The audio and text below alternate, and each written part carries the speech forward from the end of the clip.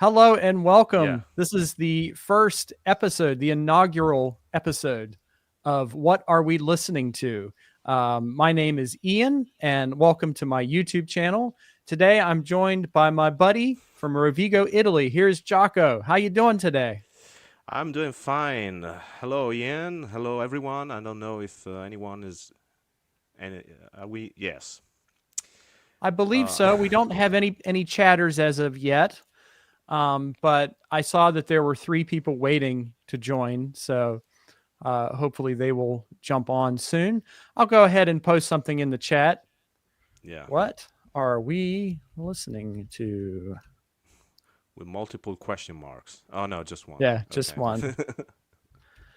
But I guess I'll just, while we're waiting for people to join, I'll talk briefly about what the concept is here. So essentially, and we do have 5 viewers. So hello to our 5 viewers. But uh, Hello. so so the concept here is that we are going to talk about everything. Well, at least good highlights of things that we've listened to in the past week. And hello, Scott. Good Hey, to see you, Scott. man. Hello, Oh, Dave. here's Awesome. Dave from the Yeah, Muffins. Yeah. I got one of Dave's here to talk about in just a moment. But yeah, the whole idea is that we will talk about what we've been listening to, and then we're going to take comments from you, the viewers. You can tell us what you've been listening to, and we'll kind of react, and there'll be like a conversation going, hopefully. But I guess Jaco, I'll get you started because Oh. we are, or do you want me to talk about it? You want me to talk Hey, about what I've been Daniel. listening My to? friend Daniel Hey, from Argentina. Argentina. Yeah. My good friend Daniel from the Hoffman forums. Yeah. All right. So I'll just talk briefly about what I've been up to this weekend. I've been doing the final basic track recording sessions for the new Reefer Stramus album, which I'm producing. And that involved doing some drum tracks this weekend, as well as some drum and sax tracks live with my buddy Mitch. And that was awesome. If you guys know my record, Coloratura, Mitch is Mothman. He's the Mothman sax player. So, and he's just awesome. He's just like, you put him in the studio, you say play, the red light's on, and Mitch creates magic. But then yesterday I was hanging with Rick Witkowski of the band Crack the Sky, who I have one of their CDs here. Those of you who are from the Baltimore area are probably most familiar, and downtown Baltimore. Uh, and we are going to be talking about yet another famous Baltimorean in Frank Zappa. Oh, yeah. But Crack the Sky, I was working with Rick this weekend doing some guitar tracking, and he put together a genius arrangement that's kind of based on a Beatles song, um, Getting Better, because the whole idea of the song is it's about Xanax. And I heard this little bit in there, and I was like, "Oh, that kind of sounds like Getting Better." So we added the chunk chunk chunk chunk chunk chunk. It's kind of like this musical joke, but Rick totally got it. He's like one of those guys who saw the Beatles back on the Ed Sullivan Show, Wow. and he talks about how that would just blew his mind. So he nailed it. Hey, Hans, good to see you. Good to see you, Eric. Eric is my cover designer and layout Oh. guy. He's worked on every Coloratura album ever. Oh. He's worked on all 4 of them. So Oh, I have one of your posters there. that's I his can't really. work. Yeah, I can't really show it because I can't move my camera, but one of his posters is hanged down there. Yeah, that is probably the most quintessential Eric Kearns work because he did that whole painting. It's like a digital painting. Which is Uh, Unfamiliar Skies for anyone Unfamiliar into. Skies. Yep. Yeah. Yep. Wowie zowie. All right. I am waiting. We have 8 people in the chat, but I'm waiting for 2 more to start talking about Cheaper Than Cheap, which is the new Frank Zappa release, and it is fantastic. It is. But do we want to just get started on it? What are you folks in the comments saying? Yes, Rick Witkowski. I went over to his Studio L, which is in Weirton, and he's practically my neighbor. Rick lives like 15 minutes away from me, so I drove over to the L and spent an afternoon. And I showed him because actually, speaking of crack, Oh. this box set Erie, Frank Zappa Erie, um, Crack the Sky opened for Frank Zappa a couple of times, but they opened for Frank in '76 in Erie. That's right. And I had the opportunity to, because there's a poster inside that a flyer, like a flyer that says Frank Zappa featuring special guest Crack the Sky. And I got to show that to Rick yesterday and he flipped. he As you was so should. excited to Yes. see that. Yeah. That was the first time you saw that in like 14 years, I guess. Yeah. Yeah. But what surprised me is that his ability to recall what happened Uh-huh. that day, like he just remembered it like it was yesterday. It was amazing. These are the kind of things that I think make those releases interesting. Mm-hmm. Be able to contextualize them, and it's pretty. I think it's pretty unique that you have the chance to talk with someone who was indirectly involved in that part of history, which is really Yeah. cool. So unless they do Zappa box set in Italy, which I hope they do, like '82, Mm-hmm. I probably won't be able to do anything like that. But they may as well do it. Who knows? Yeah, I would love to see an Italian run like the '82 shows. Yeah, yeah, I'd love to see a Frank. box set of that. I think that's the most feasible one because Frank went in Italy during 5 tours. The first in '73 with the Ponti band. Hey, Samuele, paisano. In '73 with the Ponti band, and then in '74 with Ruth and George Duke, Chester Thompson. I don't think any of those shows were recorded. Mm, And then that's there's a shame. '82, which is well documented. '84, which I don't think is in the vault, because Joe, I think he mentioned that the European leg of the '84 tour was not. Oh, his Italian is not very good, he writes. Well, we do. I'll let you finish in a moment, but we do have 11 viewers, so we are going to talk about cheaper Cheaper than than cheap. cheap imminently. So go Yeah, ahead and you can finish up your thought there, but we'll get underway yeah. like now. I was about to finish anyway. Then he closed his touring years in Italy because the last shows he performed were in Italy in '88. Hmm.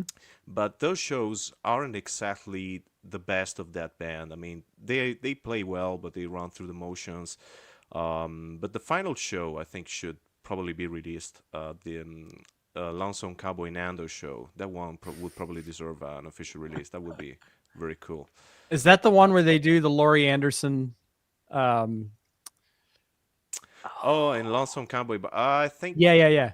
All right, I'm Ah, not ah, too. ah, ah, ah, ah, ah, I ah. think that was throughout the tour. Okay, I think they did that more than once. that's so fun. Yeah. So we got folks here, and let's talk about the new release from Universal Music and Zappa Records. This is Cheaper Than Cheap, the legendary 1974 performance, which took place at the Discreet Studios. Yeah. And until now was unreleased. And I guess we could talk a little bit about why it was unreleased. Hmm. Mostly technical issues with the sync, which is the same thing that plagued the Hey, Roxy Jonathan. performances. Hey, good to see you. But and then also, they talk about in the liner notes a little bit that this was a band that wasn't really road tested yet because Ruth had been out for a while. They were Hmm. just coming off of the Mother's 10th anniversary tour, as you hear on the Erie box set, as well as Roxy and elsewhere. Hmm. But having had the chance to hear it, and with the benefit of 50 years of time passing between then and now, Hmm. I feel like those performance issues that Ruth talks about become part of the charm. Because you're seeing, for instance, you're seeing Chester Thompson, who is a phenomenal drummer. Like with this band, and then later with Genesis, he's just unbelievable. You're seeing him trying to cope without Ralph Humphrey. You know, Oh you, yeah. you you hear that More Trouble Every Day on Erie and on Roxy and Elsewhere, where you have the dual drummers, and now Chester is trying to navigate this, being the sole drummer, and you can see such concentration on his face when you watch the I video, which I I love to think see. it's very interesting because okay, first of all, I have to say that I can't play the video portion of this yet because I do not have a Blu-ray player. I Yeah. will buy one shortly. So, but I've listened to the CDs, and Chester Thompson ended up playing during the tour that came after this TV special. His Hmm. playing ended up being a little bit subdued, and here he is trying to play his parts and Ralph Humphrey's parts, as you just said, which is really interesting. He is much. I don't want to use the term livelier than usual, but he's much more busy, and it's really interesting to hear. Even Hmm. refreshing in a way, because I don't think Frank really. I mean, he used Chester well, but he didn't use all of his technical chops, if you know what I mean. And it's interesting to hear him this way here. Yeah. And of course he does have Ruth backing him up on some percussion stuff, which helps a lot. And I Hmm. love Ruth. She's one of my favorite members of the Yeah. Mothers of Invention. I should mention that this is my favorite Zappa lineup ever. Um, I mean, Jeff Simmons is kind of like he's the odd man out. Like he's always like he quits the group, then he's back, then he quits the group, then he's fired. But this core group of Napoleon Murphy Brock, Tom Fowler, Hmm. George Duke, Chester, and Ruth, this is the gold standard, I think, of Zappa lineups and Zappa Yeah, years. I'd like to say that Jeff Simmons. I'm glad they're finally featuring him on the Vault releases because he's a Hmm. fantastic musician, and he He has is. a. I mean, I see the chat has typed that Simmons is hilarious. Hilarious, yeah, he is. He's funny. He's really fun. He's a lot of fun, and this recording that we have here, Cheaper Than Cheap, is interesting because it's the only known recording of that band with Jeff Simmons. Because he toured a little bit with them, but we do not have any bootleg recordings.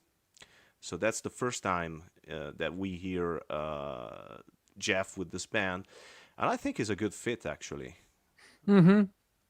Yeah, as Eric says, he's a lot of fun. I Hmm. like him as a rhythm guitarist, backing Frank up, Hmm. because it does free Frank up to just follow his flights of fantasy whenever he goes on these huge epic solos like in Redunzel, Inca Roads, More Trouble Every Day. And I have to say that, as somebody who's listened to Frank Zappa for years and been a fan since basically a teenager, um, this video and this concert footage, really opened my eyes. It was like an epiphany on Frank's playing, and the way he's able to use non-musical sounds and almost noise in such musical and creative ways, and the whole idea of spontaneous composition, flying out of his fingers and fretboard, is something that I find really exciting. And his tone is incredible. Yeah. I can't tell like what exactly he's playing through, but if you look on George's keyboard stack, he's got one of these, a pig nose. And this is a sweet little practice amp that people like Frank and Eric Clapton made famous. But what Frank was fond of doing was miking up a pig nose and then sending it through a much larger Hmm. amplifier, and that's how he was able to get those dirty, nasty tones. And I think his tone on this set is just supreme.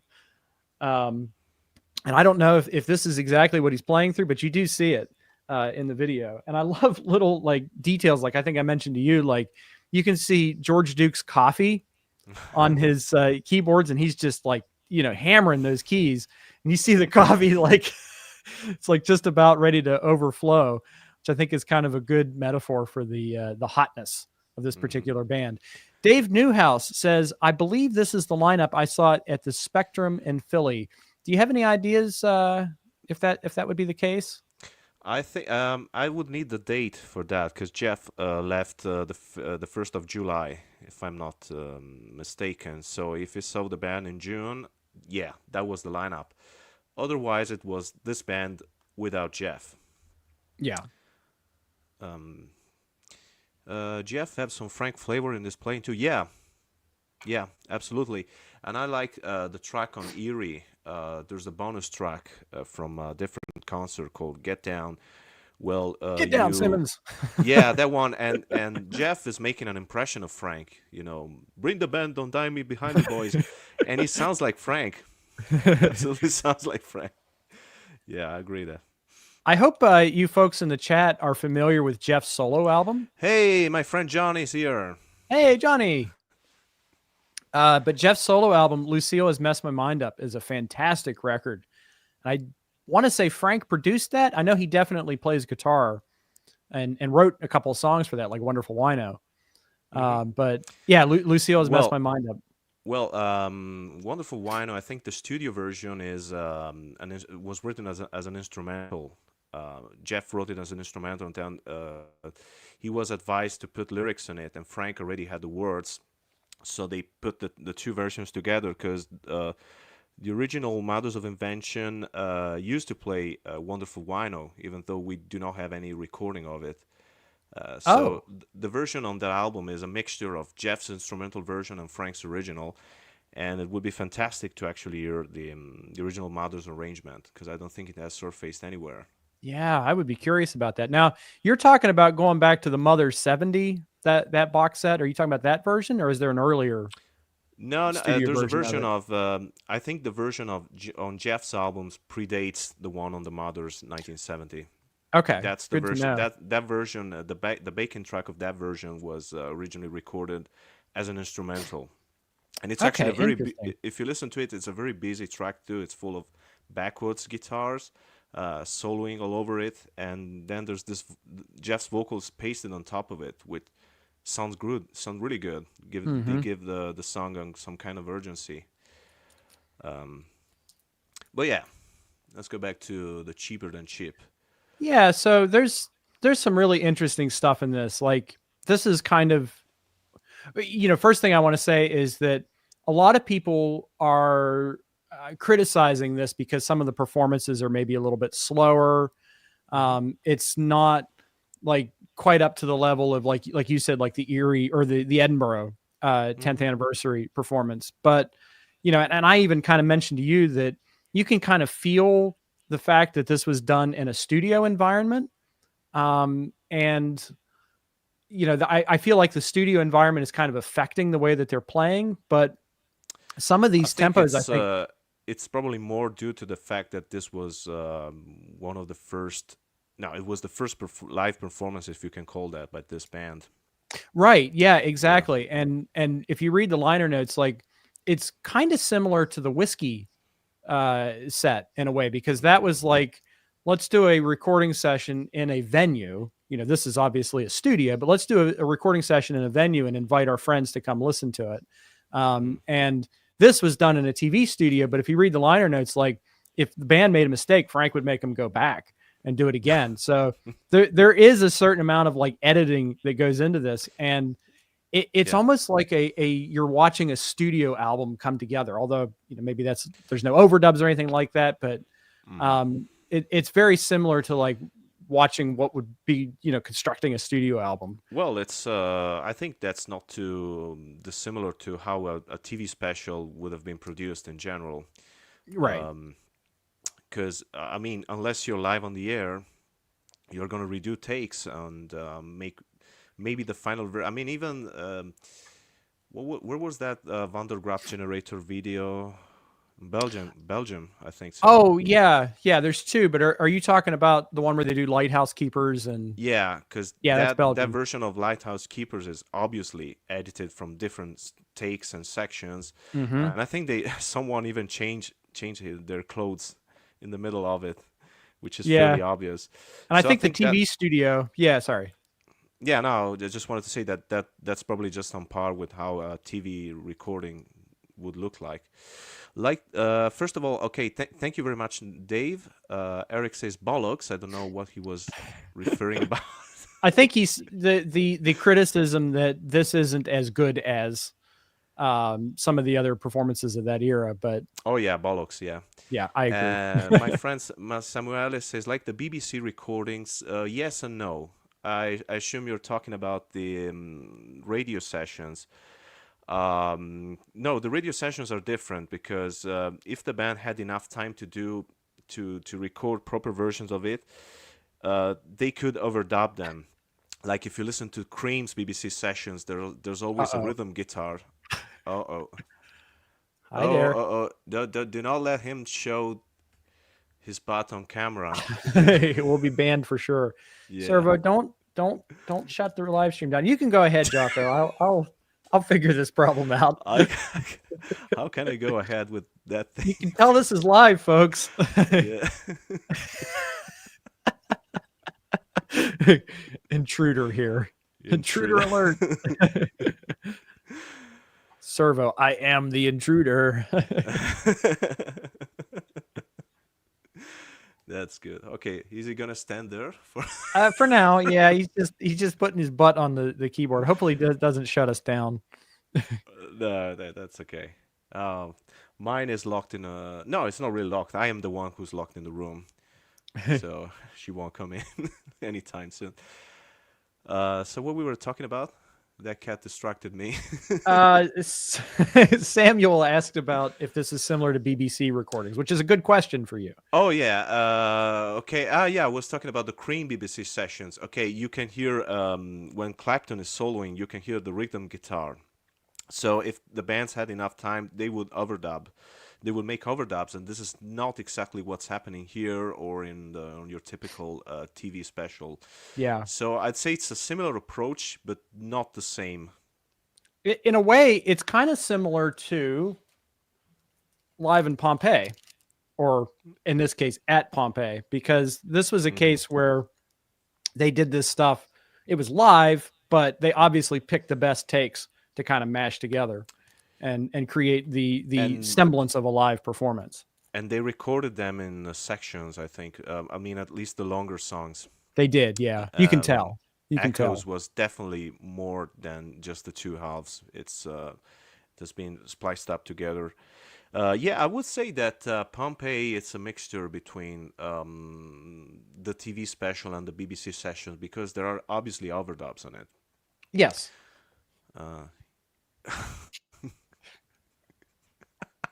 Go ahead. Go ahead. Yeah. Just got to be the center of attention, don't you? Yeah, he's gonna. I was hoping he was gonna knock the microphone down, but no. All right, you talk. I'm gonna let him out. okay. Hey, I'm now the host of this live stream. So, if any of you has any good reason to kick Ian out while he's not, oh no, he's listening. Okay. He's listening to everything we say. Scott, you started watching Pompeii, but it was late and you didn't finish. Yeah, yeah. It's one of those things that needs your attention, and it's I think it's a wonderful restoration, the new version of it, not just video wise but audio wise as well. I mean, as far as I'm concerned, that material has never looked or sounded any better. Yeah, I would agree with so that. Yeah, take your time and give it a proper, watch it properly because it really deserves your time. Tell Servo Monty says hi. Well, we say hi to Monty too. Good old Montgomery. We love Montgomery. So is that all we were going to say about Cheaper Than Cheap? Or are we going to move on to Pink Floyd? Because I do have lots more to say about Cheaper Than Cheap, but well, we I can still get intend. Back to it. Yeah, we can get back to it. But I was going to say, yeah.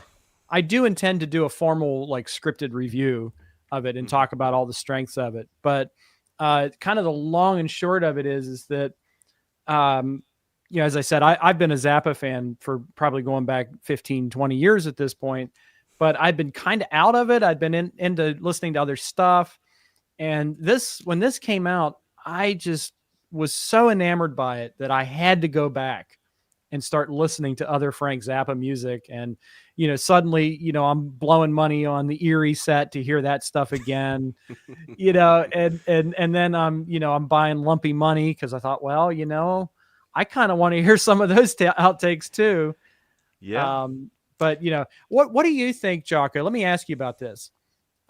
Yes, and let's answer Dave here. Dave. The recording is excellent, it's Yeah, it's got kind fantastic. of an odd ambience, as you said, and as kind of as my only criticism, I do lose the symbols sometimes. They're like a little bit Hmm. nondescript and kind of splashy, and they just kind of disappear. But it is very, very good. And I was cranking it up, well beyond what I would like traditionally play, like a comfortable volume. And I Hmm. had it like cranked up this morning, and I could hear every nuance very clearly. And Yeah, it's one of the things, exceptionally recorded and very well mixed too. Yeah. it's very well recorded, it's very well mixed. And I was noticing details in Frank's guitar parts that Hmm. they just seemed to be popping out of the speakers out at me that I'd never really noticed, just like little subtle things. It just seems to put a microscope on all those little details. And the new mix, and this is the same folks. It's like Eric somebody, and I should have gotten their names, but this is the same folks who did the work on the Apostrophe Atmos mix and Overnight Cessation, Waka Wazoo. This is the same folks, and yeah, they did a wonderful job. There have been some complaints, like on the Hoffman board, that maybe it's a little bit compressed. But the Well, interesting thing about that is, if you watch the early moments of this video, Frank's like, "Hey, put more compression on that." So I'm wondering if the compression that people are hearing are what was actually baked into the recordings the by Hoffman Frank. forums, complaining about something being compressed. That's a shocker, man. It's like, how does it sound? Well, here's the DR meters. But Oh wait, how yeah. does it sound? That's how it I, looks. Tell me how it I, sounds. I'm doing my best to sound as polite as possible here because I don't want the video to be demonetized because of me. But you already know what my feelings are about all those DR stuff. Well, to me, if you can turn it up loud Hey, and Ian LaBelle, another fellow hey, Ian, Frankaholic. Frankaholic and a Frankaholic. Frankadelic, Yeah, hopefully. Parliament Frankadelic. And he obviously likes Genesis because that's the Peter Yeah, Gabriel. that's Yeah, the Gog great. Magog. Yeah, Yeah, we love Genesis. yeah, we Didn't do. listen to any this week, but we do love them. All right. So, what was the question I was going to ask you? How do you feel about the criticism that 73 and 74 is being overrepresented, oversaturated? How do you feel about that, Jaco? I think people are forgetting that in 73 and 74, Frank had a lot of different lineups. And I think Mm-hmm. the only time, recently, the only time a lineup was completely replicated was when they released the Erie '74 show, and then the one in I can't remember right now. I'm having a brain fart. The one on the Apostrophe box set. Yeah. Those two are the only two shows with the exact same lineup. And personally, I think we still have some more. We still have some more to explore because there are lots of studio sessions that we have yet to hear. The stuff Mm-hmm. from One Size Fits All, and then I would like to see a longer edit of the A Token of My Extreme of his Extreme, sorry, TV special. There are some 6 shows from the Mother's Day show from '74. I mean, there's a lot more to release. I mean, Yeah. Is that so Chicago? Is that the one that's, you say Mother's Day? Is that the one that's on Roxy and elsewhere? yeah, yeah. We have 20-minute extract that they released digitally on iTunes way back then. Yeah. Well, they do Penguin in Bondage and then the story of Studio Z and that. Oh yeah, South Band, says Johnny. Yeah, that's another show that deserves an official release. And lots of stuff from Fall '74. I mean, there's a lot more to get from that year. And I think people also forget that it's not like they start releasing something from one year and then block everything else. Because I'm Yeah. pretty confident we will get a Bongo Fury release this year because it's the 15th anniversary. So Yeah. they should That's a just big deal for me. yeah, I they love should. Bongo Fury. Me too, and I would really like to hear some live recordings from that era. Mm-hmm. So I would just tell those people to just relax and go with the flow. I mean, if you are really that sick of 74, just don't buy it. But you will Yeah. regret that. You will regret that because everything they released so far was Well, worth you being yeah, released. but yeah, if you don't want it, don't buy it. Buy something else. You don't complain that nobody should have it. Because some of us want all that stuff. Like I would love to have like the rest of, because the Chicago show is the ingredient that's missing from like a Roxy, because we have Edinburgh, we have the Roxy performances, we need that. So I want a Helsinki run. Like I want the doo room service edition with everything, with a new mix, and I would love to have a Roxy and Elsewhere Atmos. That was something that occurred to me. Like if that were possible to do a multi-channel mix of that, I think that would be great. Well, it would certainly be possible to do that. I mean, Mm-hmm. if they remix the whole run and they remix the Edinburgh show, I mean, they absolutely have the multi tracks, so they So can do that. we do have some Genesis related questions, and I'm going to get something for a visual aid, but you can field those while I'm grabbing that. Yeah, okay. Samuele asks, what do you think about the teasers of the new Lamb remixes? I haven't heard them, so Ian is gonna have to answer this one. And Ian Labelle is annoyed with the delays for the Lamb. I think we all are. We all are, yeah, but are we surprised? No, not really. It's 2025. Delays for these kind of things are not unusual. Ask anybody waiting for the world record 5.1 or the Camel Snow Goose 5.1. Like it's not uncommon. But as for the new versions, I'm a little bit confused because apparently we aren't getting a newly stereo remix version of it anymore. I thought when it was first announced there was one, but now they're saying that it's just going to be a remastered version. And as far as I'm aware, it's taken from the same source as this Analog Productions SACD version, which sounds absolutely fantastic. This is the best that this record has ever sounded. And I remember at the time I was like, this is a little pricey. I don't know if I want to jump on this. But for me, this is definitely helping me wait for the eventual box, because as far as stereo mixes go, I don't think it can get too much better than this. And based on what I heard from the clips online, it sounds very similar to this Analog Productions edition. No, it's not a Japanese edition. This was released in the States, and you can get it from audio. Yeah, it's Analog Productions. Let me look that up really quick. What this website is. I'm sorry. Good God, we're so professional. Ian says Acoustic Sounds. Acoustic Sounds is the name of the website where you can purchase this, and they also do have Selling England by the Pound, which sounds phenomenal. Ian says, just get Steven to remix the 70s and be done with it. He doesn't want to do it. Yeah, it's not going to happen. No, it's not going to happen because Steven Wilson doesn't really like Genesis in any era. So not that one, unfortunately. He does like later Genesis, like Duke and that stuff. Yeah, and I think Tony Banks is pretty content with the Nick Davis remixes. So I don't think, yeah.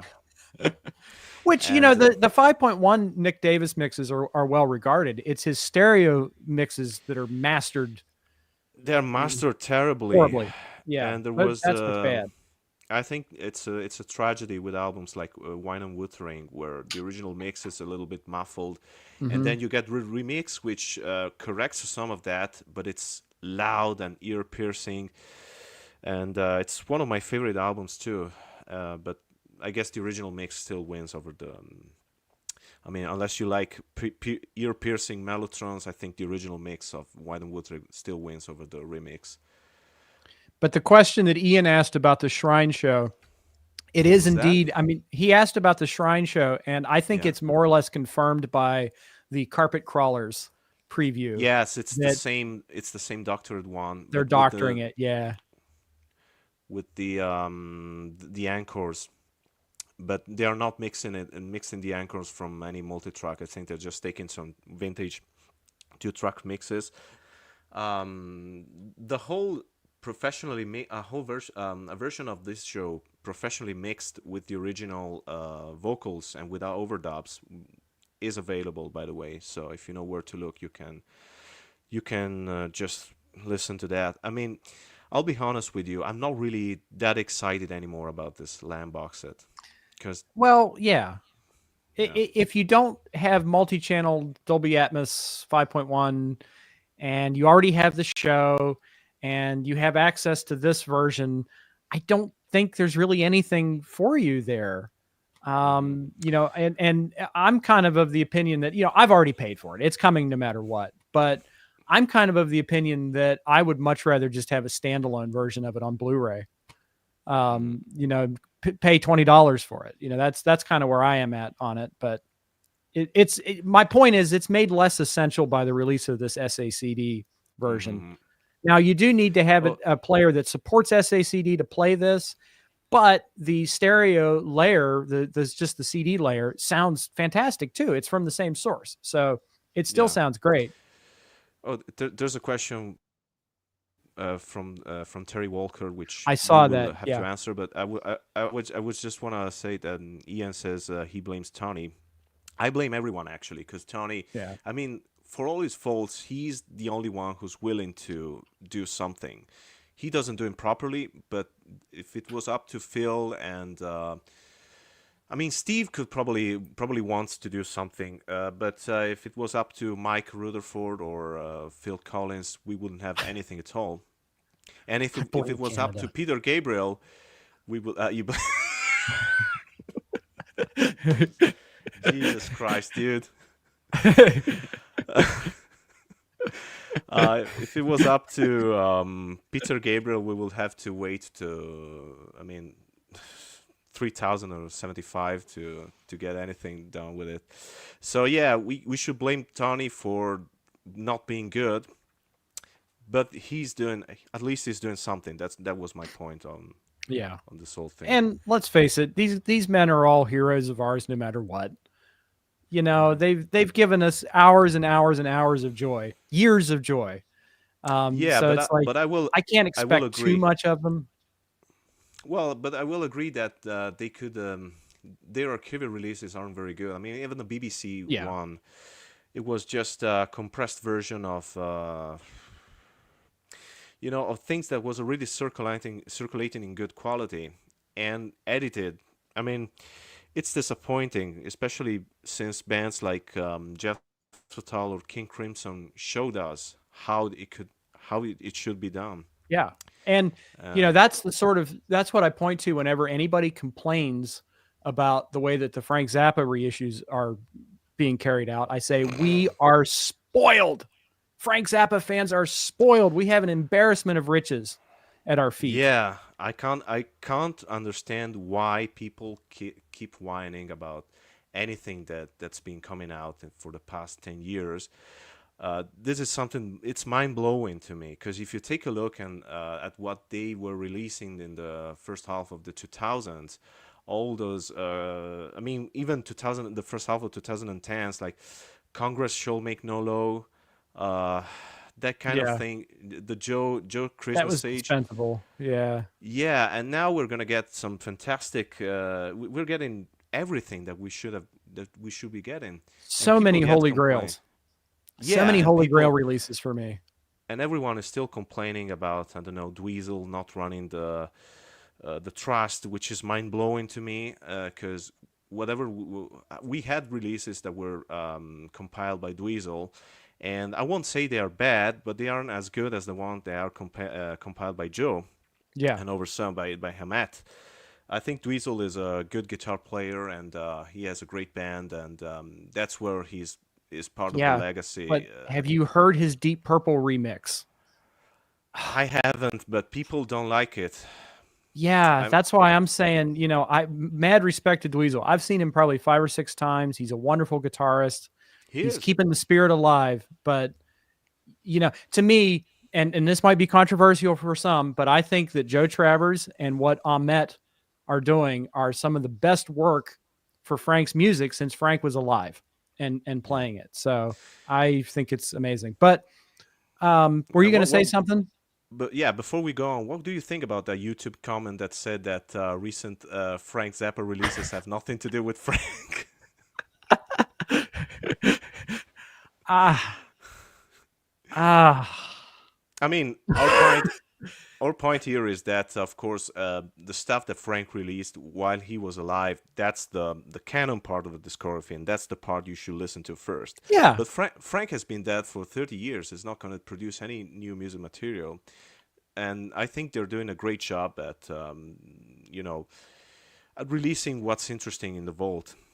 And I really don't get the complaints. I mean, we really have nothing to complain about. So, So I just discovered that I think I can actually show the comments while we talk about them.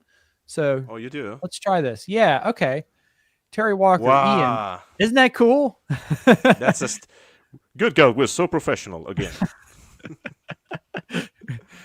Ian, once you've got a finished stereo mix, how long would you typically expect it to take to produce a multi-channel mix? That is a very good question that has no answer, because the answer is it depends. Now, in the case of 5.1, I know what Steven Wilson's process has been. Steven would recreate the stereo mix in headphones first, and then he'd take that stereo mix to build the multi-channel mix. And how long that would take, when you have something like, say, like Marillion's Misplaced Childhood, which is basically just the band sat up and played and there's very minimal overdubs, I'm sure that comes together rather quickly. However, a release like somebody mentioned Playing the Fool, that would have taken months and months and months and months and months, because that was very detailed. Let's get into the absolute finer details and bring those things to light. So, and then you throw in Atmos, which the kind of interesting thing about Dolby Atmos is that you create simultaneous multi-channel and binaural mixes. So you would spit out the Atmos mix and then you'd spit out the stereo mix. And that's, I think, a lot of the stereo mixes that you're hearing now, stereo remixes, are actually fold downs of Atmos. So I hope that answers your question. I know it's kind of a non-answer, but the answer is very much it depends. But what about the Jethro Tull live recordings? I mean, something like the Los Angeles 1980 show. How long would that take? I I don't know. I mean, it all depends on what they have in the budget, I'm guessing, and how much material is there. I'm guessing a live performance would be easier to put together than a studio performance, but it very much depends on like how many overdubs there are. And then, like, take for instance, like if you've ever looked into the 5.1 of The Wall, which has been Oh, worked on for years.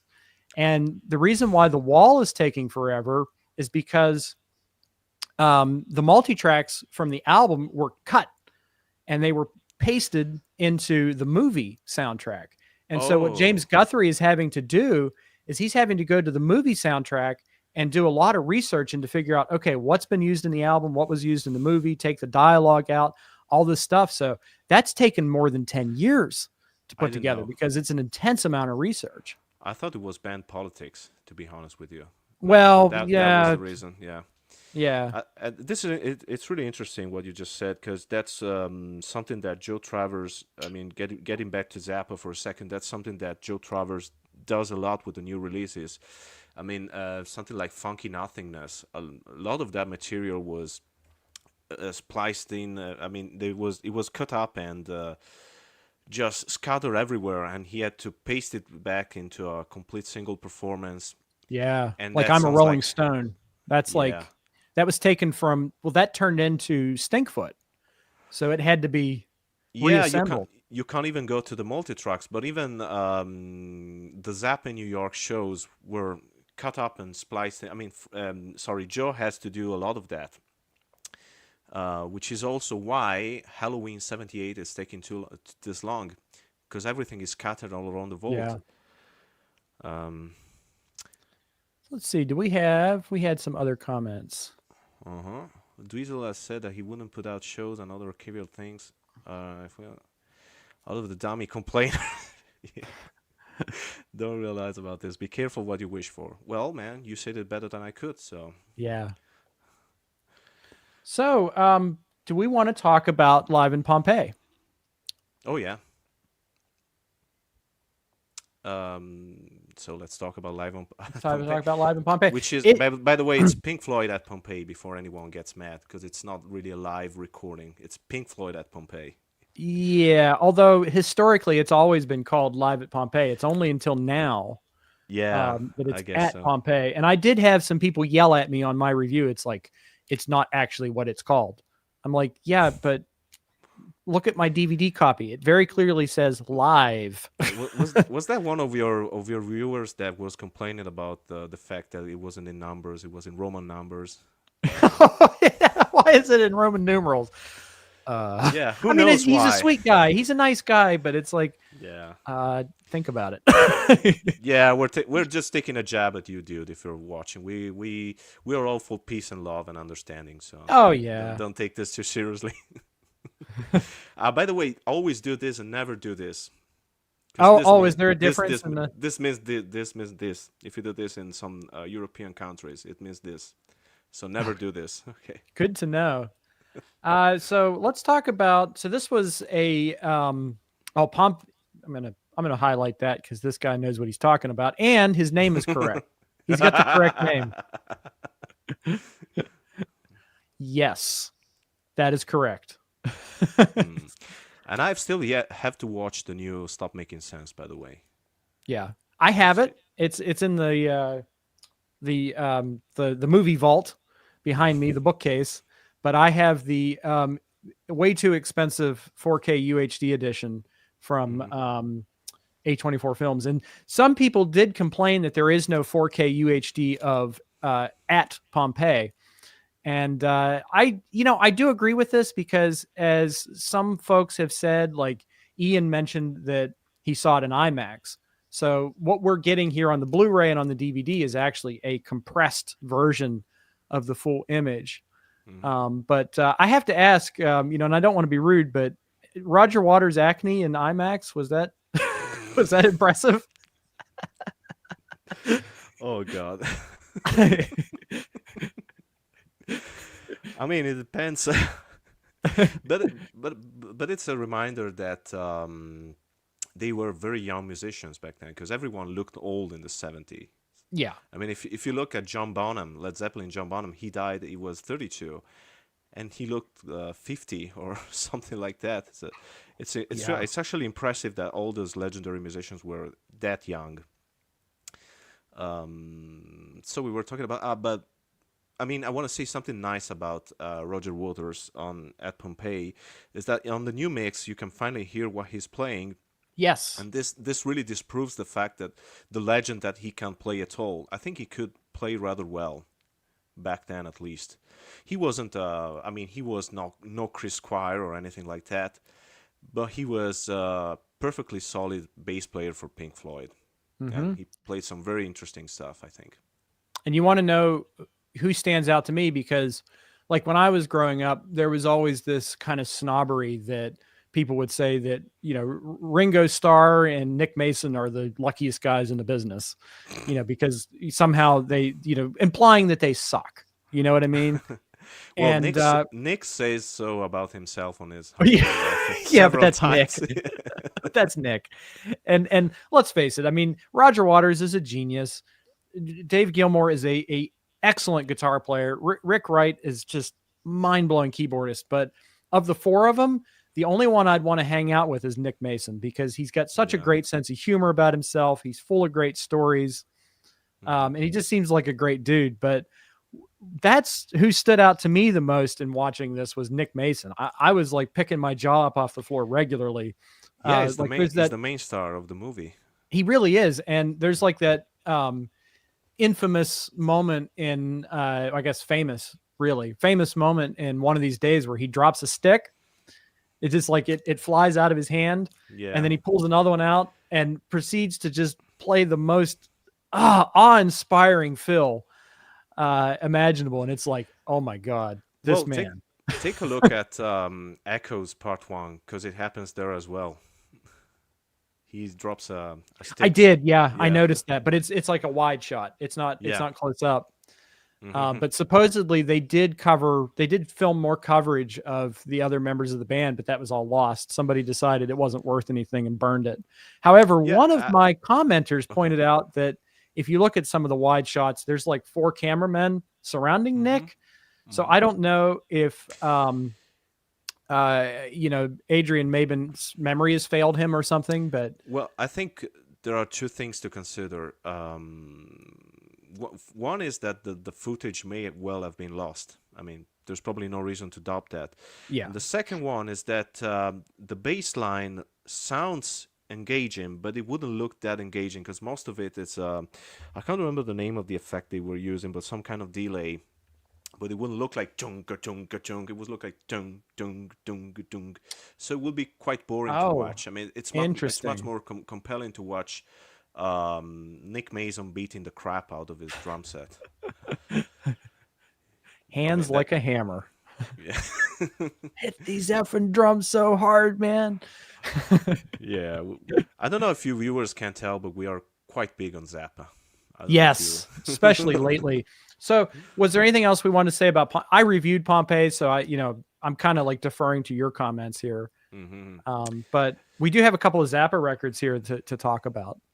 Well, one thing I mean, it's interesting to note is that on this new mix, if you listen to it, you can really pick up the overdubs.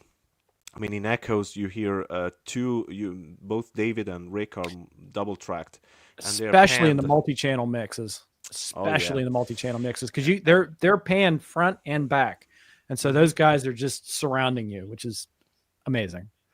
yeah, and there's also a moment during set the controls for the Heart of the Sun where you can hear the ambience of either one of the overdubs or the basic track that changes while the song is going on. I mean, we have to remember that Steven had to work with basically 4-track recordings with overdubs on top of them.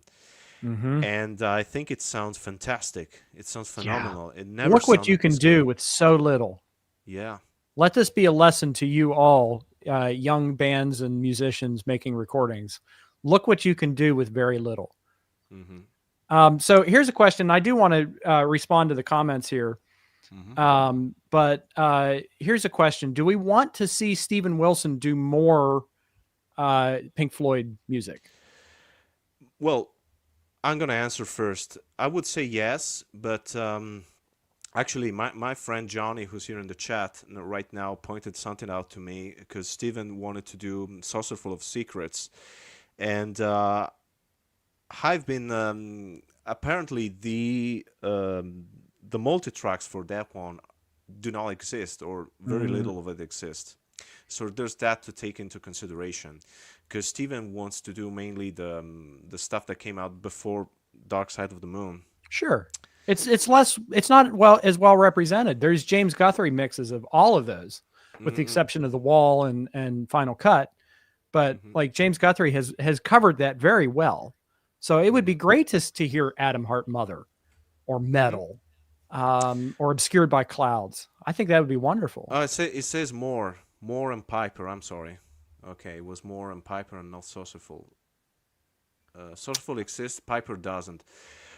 Okay, right. Piper at the Gates of Dawn was another one that Steven wanted to do, and of course the Sid era would be fantastic to be fully represented because apparently there is a lot hiding in the vaults. There are a lot of outtakes, and the only thing they dug up for the box set was basically that John Latham thing, which is basically 30 minutes of them noodling. I mean, literally, it sounds like a sound check or something. It's Yeah. without the visuals, doesn't really make any sense. I feel Uh, like that Pink Floyd is another band that have had really poor archival releases, and Absolutely, this is like a lighthouse in the dark, 100%. I mean, the early box set was interesting. The video part of it was interesting, mostly. The Hmm. audio part was mostly a disaster. I mean, Yeah. the BBC recordings alone, they took the worst sounding versions of them. And I'm not even kidding. I'm not exaggerating. If you listen to what's out there and compare it with what ended up on a very pricey box set, it sounds awful. It's Yeah. terrible. And they tried to clean it up and they made it sound worse.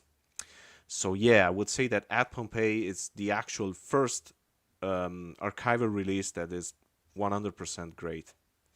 I want to Uh, take a couple of comments. Were you going to say something? I'm sorry.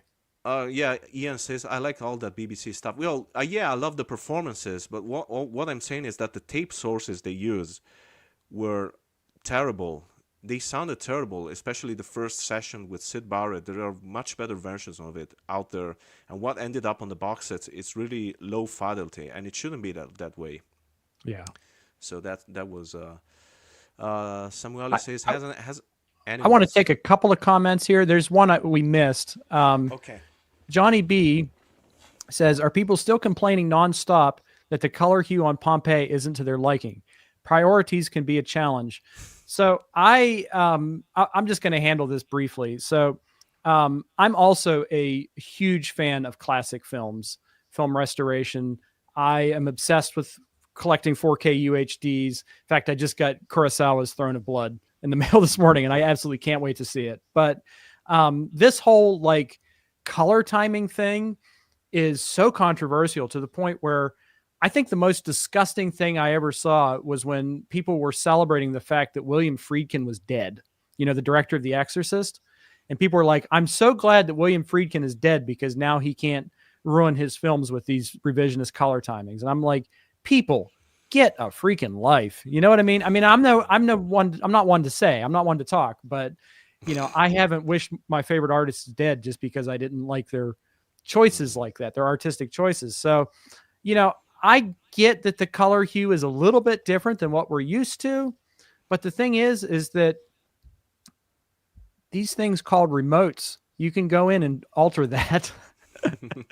If you really want to see less orange or whatever, you can just go in and dial back the orange. Like it's Hmm. not that big of a deal. But anyway, sorry, that's my particular soapbox. I'm going to go through and see if there's any other And I thought it looked comments. fantastic, by the way. So I I don't did know what too. people are on. The best Uh, it's ever looked. Absolutely, And 100%. but ultimately though, for me, it's more about the way it sounds. And it sounds unbelievable. Oh yeah, but it's the two things combined. I Yeah. mean, Oh yeah, yeah, sure. yeah, It's the two things in concert. But here's another one. Samuel says, hasn't Animals been remixed recently? yeah, Twice. yeah. It's been reissued twice. And I have to say that I didn't really enjoy the stereo remix. I mean, it was okay. Animals is my favorite album by Pink Floyd. By the way, thought I should mention that. I never thought there was a problem with the original mix, but I mean, I'm up for a remix if it's well done. Yeah. I don't think the new one is a particular upgrade to the old one, and the reason for that is the drums. They sound way off to me. They sound They almost sound triggered. processed. Yeah, I mean, it's not as bad as I don't know if you have heard the remix of Queen's first album that came out a few months ago, where the drums sound awful. They're not as bad on the Animal remix, but I still don't like the way they sound, especially compared to the original. Yeah. Now I'm insane and kind of stupid. So I had both the 5.1 of Animals and then I rebought it when it came out in Atmos. And I thought that both of those, the 5.1 and the Atmos, sounded better than the stereo remix. So Mm, it definitely was more dynamic. And I thought that the Atmos mix sounded okay. There mhm, is still something uncanny to Nick Mason's drums, and that is yet again why I love Stephen Wilson's work on Pompeii, mhm. is because Nick sounds like Nick, and even though Yeah. it's a mono Nick, he's still just it's incredible. It's incredible, the fidelity, especially his toms, And by the rock the way, house. the drum track is mono, but I would assume that there's a lot of bleeding through from the other microphones, so it sounds very spacious. Uh, Please highlight Johnny's comment because I he says it Which better. one? The one about the Queen remix, because Oh that's the oh oh definitive comment about it. oh. Yeah, that's it. There's nothing else to say about that remix, literally. Okay. Yeah. Okay. Dave Newhouse says, I want to highlight some other commenters here. Hmm. Um, love animals. Same. Yeah. We all love animals. It's not my favorite Pink Floyd. Um, I'm always going to be a Dark Side of the Moon guy. Fair Um, enough. Dave's buddy Paul is probably going to kill me for saying that because he thinks they sold out and they suck after animals, but or after Dark Side of the Moon. But I love Dark Side of the Moon. I love Wish You Were Here. Oh But yeah, this is rising to the top for me as one of my favorite Pink Floyd things. So I agree. I kind of love it all. I think I love them. I mean, I'll be. I used to think that I didn't like the final cut, but I do like it now. So I think that's my cutoff point now. I'm Hmm. not against the other albums that came out, but they are absolutely uncompelling to me. The Gilmour era ones, they are Yeah. very well made, very well played, very well produced, but they are absolutely bland to my ears, at least. I mean, if you like them, I can respect that. Yeah. All right. Ian LaBelle. I love Floyd, prefer some Dark Side of the Moon, pre Dark Side of the Moon stuff. And you know Mhm. what's funny is that I was introduced to the Floyd through Dark Side of the Moon, so that's always going to be my favorite. I was introduced, I think I heard Dark Side of the Moon and The Wall pretty much around the same time. And when I first heard The Wall, Mhm. it had such a profound effect on me that um, I listened to it every day for like 2 months because I didn't have access to all of this streaming and all of these different releases. I didn't have a regular income yet because I was just a kid. So Mhm. like I just basked in the wall for months and months and months and months. And there's like maybe one other album I can think of that I ever had that experience with, and it's Frank Zappa's Waka Jawaka, Oh. which I do want to talk about today because I dragged it out of the shelf. But I just want to mention that since in the years since, like I have gone back and heard all of that pre Dark Side of the Moon stuff, and I am beginning to appreciate it a lot more. So I think there's room for all eras of Floyd, with the exception of the dehydrated. The Mm. dehydrated era is still eludes me, but I would say that one of my very favorite albums by Pink Floyd is More from the soundtrack from 1969. Uh, my cutoff point is The Wolf. Don't kick me off the chat. Well, it's not just your you're out. cutoff point. It seems to be seems to be this actually seems to be a common opinion actually. Yeah, But and I that's love The fine. Wolf, so I'm gonna They're share less of that. a band at this point by the wall, and it's more Roger Waters' solo project, and the other guys are a little bit demoralized. Yeah. Particularly Nick and Rick are just kind of like phoning it Hmm. in, and that's a perfectly okay opinion to have, in my opinion. That the wall, but that being said, that third side of the wall, the bleak Hmm. side, like Hey You, Nobody's Home, Vera, all of that stuff, I think is some of the best stuff they ever did. It's just quite different. It's not It, ensemble playing in the way it's that the early interesting stuff that is. it's interesting that you say this because that's the side that people often hate Oh, that's because my favorite. it's really slow paced. But yeah, I actually get the album. I mean, one of the things that annoys me is when people say that it's basically something very adolescent. Like, I mean, I think that album is pretty good at representing how depression feels like how Hmm. falling into depression feels like, which is something that I myself have experienced sometimes, similar to say Tree of the Lamb. Yeah. I was about to Uh, say that exact same thing. mhm. Yep. So I think The Wall is actually pretty good at representing that. It's a bit overblown. It's a bit Of pompous course. too, Of course. but I think it's a good piece of work. Yeah. Um, and it deserves its fame as one of the most popular albums. That's my take on it. But I can understand why people wouldn't like it because it's very unlike anything Pink Floyd did before that. And I think I mentioned this on our private chat, but the one thing that I find interesting is that the entire theme of The Wall is isolation. Mm-hmm. So when they did that live, they cut themselves off from the audience. Mm-hmm. And that is not too dissimilar to playing in an empty auditorium or an empty venue like this. So it's kind of like that theme even though it's probably unintentional, it carries through back from Pompeii to the wall of Yeah, isolation and being but cut off from an audience. it's a different kind of isolation though, because Yes, the it wall is. one is very depressive, but Mm-hmm. you don't get that impression from Live at Pompeii. In fact, you'd get the opposite impression. You Yeah. got, I mean, it's really, even though there's no audience, it's audience friendly, Pompeii, while the wall is the opposite of being. I mean, if you just think about the fact that the wall, the whole concept came in from Roger Waters spitting in the face of a fan during the Pink Floyd show, that's that's not really audience friendly. No. But the thing Uh, is that it has mass appeal, and many people have found solace in the wall. And I just take a moment. I know you're not a fan of the Wall film, but that am I? was Am I not? I didn't think so. But Since when? okay, never mind. But what I was going to say was that was one of the movies that made me love movies. Is the Wall, because that introduced me to the idea of surrealism and visuals and music working together. Mhm. And you could see a through line, I think, from my discovery of the Wall as a young kid, like watching that film, and my appreciation of directors like David Lynch, who kind of operate on this dream logic style. But yeah, that I love the Wall. But I also sympathize completely with people who don't. Like anything, we're all different. Like we all like different things, and that's Oh, that's great. Samuel has. I'm gonna call him Samuel if he doesn't mind. Samuel makes a very interesting observation here. Uh, Is that the one? yeah, mm, yeah, yeah. That was what I was talking about. Yeah.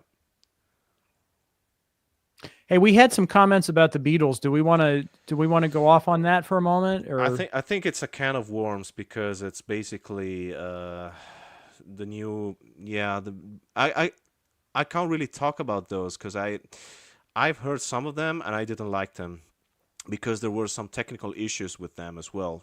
yeah, Like sometimes you can hear that something was a little bit out of sync, so I didn't really listen to them. So I'm not going to talk about those. But I yeah. know that there's a very big. They're quite controversial because there are people who think they are the absolute gold standard and people who absolutely hate them.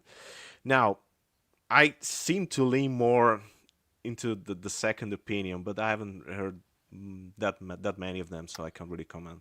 What I think is interesting about them is that uh, Giles Giles.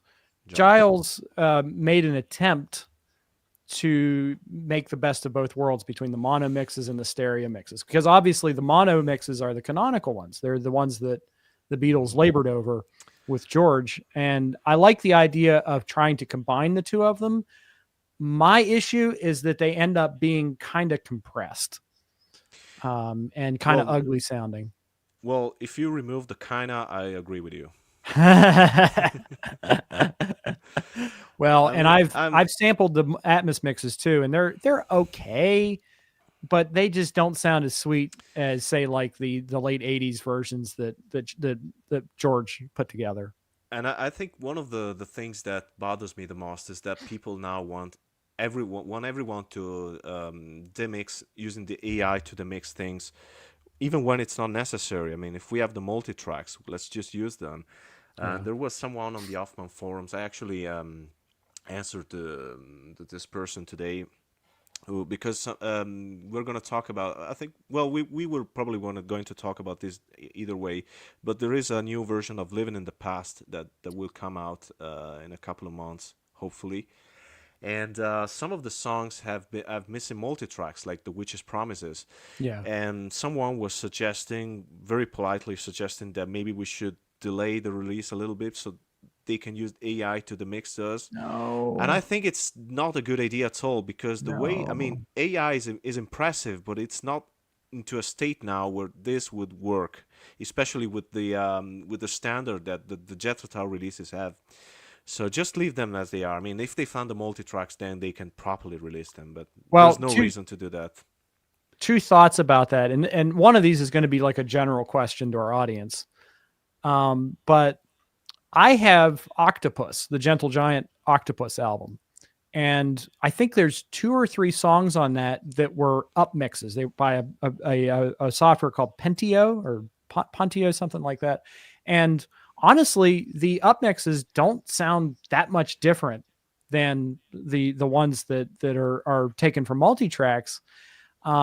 And I think that a lot of that has to do with the fact that Octopus always sounded good. It was always a good mix. But my I think question, sorry if I sorry, interrupt you, but I think that the other reason is that Steven Wilson, usually the remixes are similar to the original mixes. They just have better yeah, clarity, so they're yeah, probably more of a remasters than remixes. Those two yeah. songs. But up mixing it to 5.1, it's Okay. fairly convincing in my opinion. I like if you didn't tell me, I wouldn't know.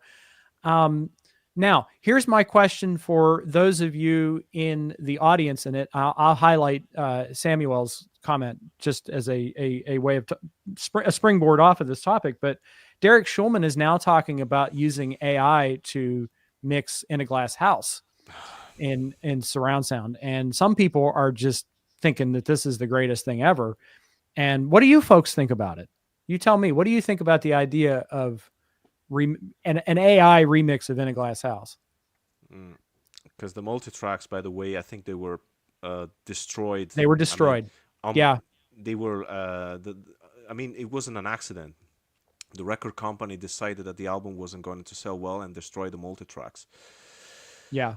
Well, I Uh, actually years ago when I used to peruse Prog Archives, somebody claimed to be the person who was ordered to destroy those multi-tracks. So I think that they are long gone. I would have kept them. I would have destroyed something else instead.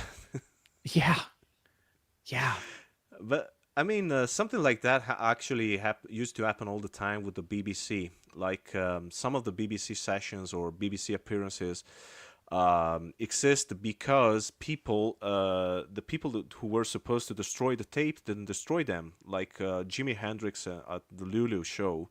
That one exists because a technician refused to destroy that part of the program and just spliced it in into another reel. yeah. So I like Dave's comment here. Even in writing and editing my book, every now and then, Words AI program pops in and asks me if I want to rewrite one of my sentences. No, no. very good for you, Dave. Here's my spiel on AI. So, one of my clients, Derek Ferguson, uses AI to help in generating demos. And then we take those AI generated demos and we take them into the studio and we recreate them. And if any of you are fans of the original Star Wars trilogy, something that George Lucas was fond of back then was cutting in bits of World War II dogfight footage to cover bits of effects that they hadn't figured out a way to do yet. And I think it's perfectly okay for that kind of application. Like if you are just trying to um, demonstrate what this could be, I think AI is an awesome tool for that sort of thing. But I think that just like any tool, and there's discussions like this in the Pink Floyd set, you have to work the technology in a way that it's working for you, not the other way around. You can't be working for it. Yeah, and I would like to say, since Dave is talking about his book, I have worked as a copywriter, a freelance copywriter for a while, and I did use AI not to write the articles, but to as a proofreader. And you have to absolutely control that because otherwise the AI will just try to rewrite what you say, and it sounds unnatural. Yeah. It You'll really lose your reads. voice, man. Yeah, and it reads really bad too. The you can't tell when something is AI generated in a Yeah. text. And I deal with, musicians, great musicians who hear an AI generated guitar solo and they say, man, I can't do anything that great. And I go, dude, anything you do is going to be better than that. Oh yeah, I'm going to mention this. There's someone I know, a friend of mine, who is Samuele knows him. By the way, he is the guy from Livorno, Italy, and is gonna get the chuckle out of this of me saying this. But he keeps sending me stuff like, "Hey, I found this Gentle John outtake, and it's something obviously AI generated," and he's always surprises that I find out that I can tell that it's AI generated. And the answer is always the same. Why do you think it's AI generated? Because it sucks. Yeah. It sounds terrible. Get me an AI that can generate the same feel as Frank Zappa playing a guitar solo or John Oh, McLaughlin. God, or John no. Coltrane playing sax. Like you just cannot. There's that um, sentience. The Hmm. sentience is not there. The warmth, the humor, the mistakes. All I of that think to me is important in a performance. I think Frank would definitely use AI He nowadays. By the would. way, Oh, he'd yeah, screw it up. He'd turn it on its head and upside absolutely. down and backwards. And I would love to hear it, but people No, would I still wouldn't. make they would still make the same criticisms that they made of his Synclavier work. That it's like you remove the humanity of it I from it. think. I mean, based on on how he remastered his albums in the '90s, I wouldn't want to hear what he would do with AI. Yeah, I mean, fair enough. Okay, there's a really good comment I think that we can talk about here. Terry Walker says, "Do you think we'll get a deluxe edition of Under Wraps?" Yes.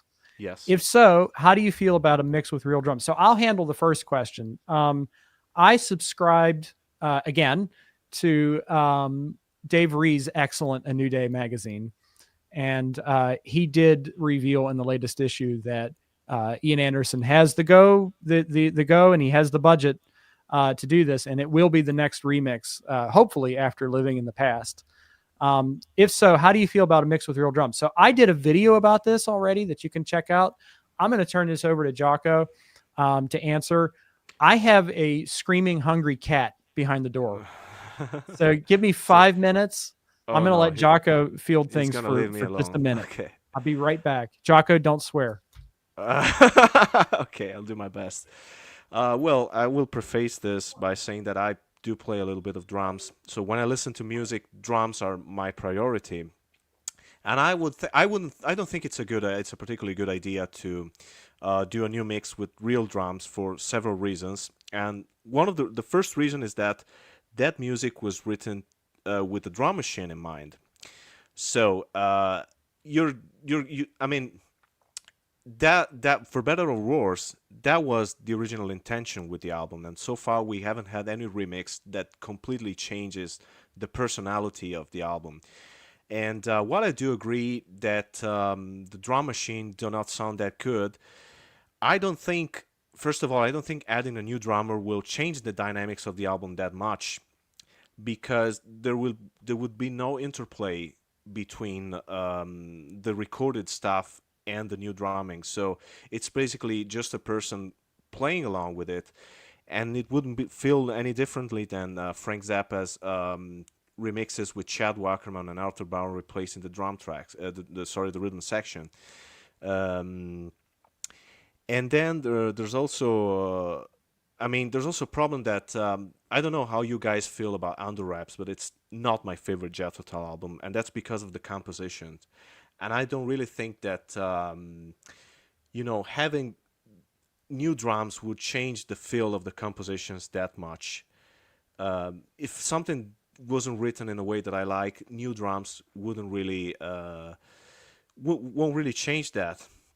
So personally, I'm not really interested in the new version in a new version with the new drums. I can't highlight the comments here because I'm not the host, but Samuel Ellis says that he would like a box set with the remix with the original album and an alternate mix with the re-recorded drums. Yeah, that could be a route that they could take, and I would be up for it. But as far as having, I don't think I would listen to a remix with proper drums, or what would you call them? Cruising with Ruben and the Jets in reverse, not a fun. Yeah, on the Raps has always had that chilly production. Yeah, and I think it's interesting to compare it with Walk Into Light, Ian Anderson's solo album from 1983, where I think the drum machines work really well on that one, because it's basically a concept album about computer. I mean, new technology, computers, and I think it sounds kind of futuristic from 1983. I like the way it sounds. Uh, I'm not really good at hosting a live all by myself. So I'm just gonna wait for some of your comments, and we'll probably react to that. Steven Wilson did that with the second Porcupine Tree album. Originally used to have drum machine, but years later Gavin Anderson re-recorded the drums. I haven't heard that, so I can't comment on that. But just to be accomplished as Yonder West. I think every album deserves a box set. Hey, you're back, dude. Okay, should I highlight a comment here? I don't know. I just talk about how I feel about the drums, and I didn't swear. I mean, Okay. everyone can tell you that not a single full words came out of my mouth, except for drum machine.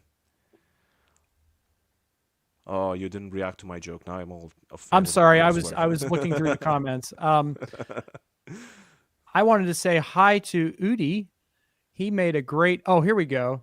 The Gong Yu upmix sounds really, really good. I agree. They did a really nice job of that because and Jaco, are you a Gong? Are you a Gong fan? I don't know much about them, so I can't comment on it either way. I like what I hear, but I heard a couple of songs at best. They're like if Monty Python had a psychedelic jazz fusion band. It's like Monty Python and the Mothers of Invention together. Um, but Thank you, Dave. I love them. But there's actually two quad mixes of side one of You, and they're both on the Virgin Years box set, which Dave bought me that as payment for mastering an EP for him. So thanks, Dave. I appreciate that. But there's two quad mixes that are vintage, and one's a little bit better than the other, if I remember correctly. But you can listen to side B upmixed, and it sounds excellent. So yeah, I appreciate bringing up Gong.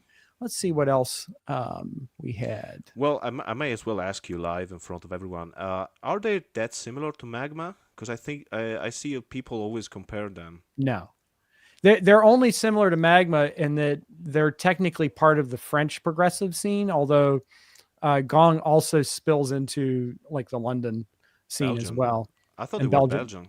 Belgium, I don't believe so. I thought so. I'm not sure. David Allen was like Australian English, like Okay. he was like dual citizenship. But yeah, they're an incredible band, and if those multi tracks exist, I would love to hear all that stuff in surround sound. I'm guessing that they don't, or they would have done them, 10 years ago or so. Or, who knows? Sometimes these things are found in like a salt mine in Utah. So stranger things have happened, like the outtakes from 2001 A Space Odyssey that just appeared one day.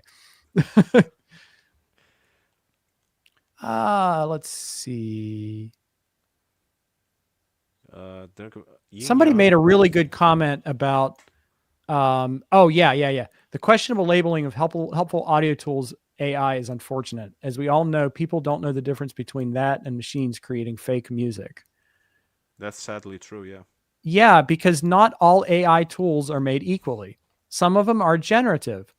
Other ones are very, very helpful. And like I've used demixing for some of Dave's stuff. Dave's a client. I know I've mentioned that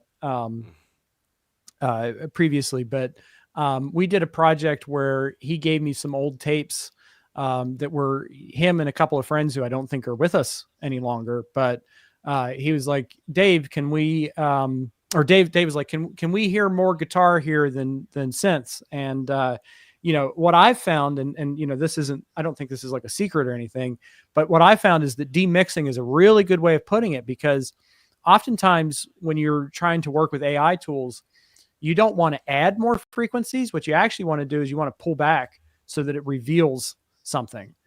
So yeah, I do find them very useful. And I also use something like that on a soft machine set that I did, because I want to say it was Elton Dean who was almost inaudible during most of the shows. And that was painstaking work. Like that, I had to scrub like every second of those 4 soft machine shows. It was a month of my life, and it was intense. Intense amount of work. Can you highlight Ian LaBelle's comment about Roxy Music? Because he brought up a pet peeve of mine here.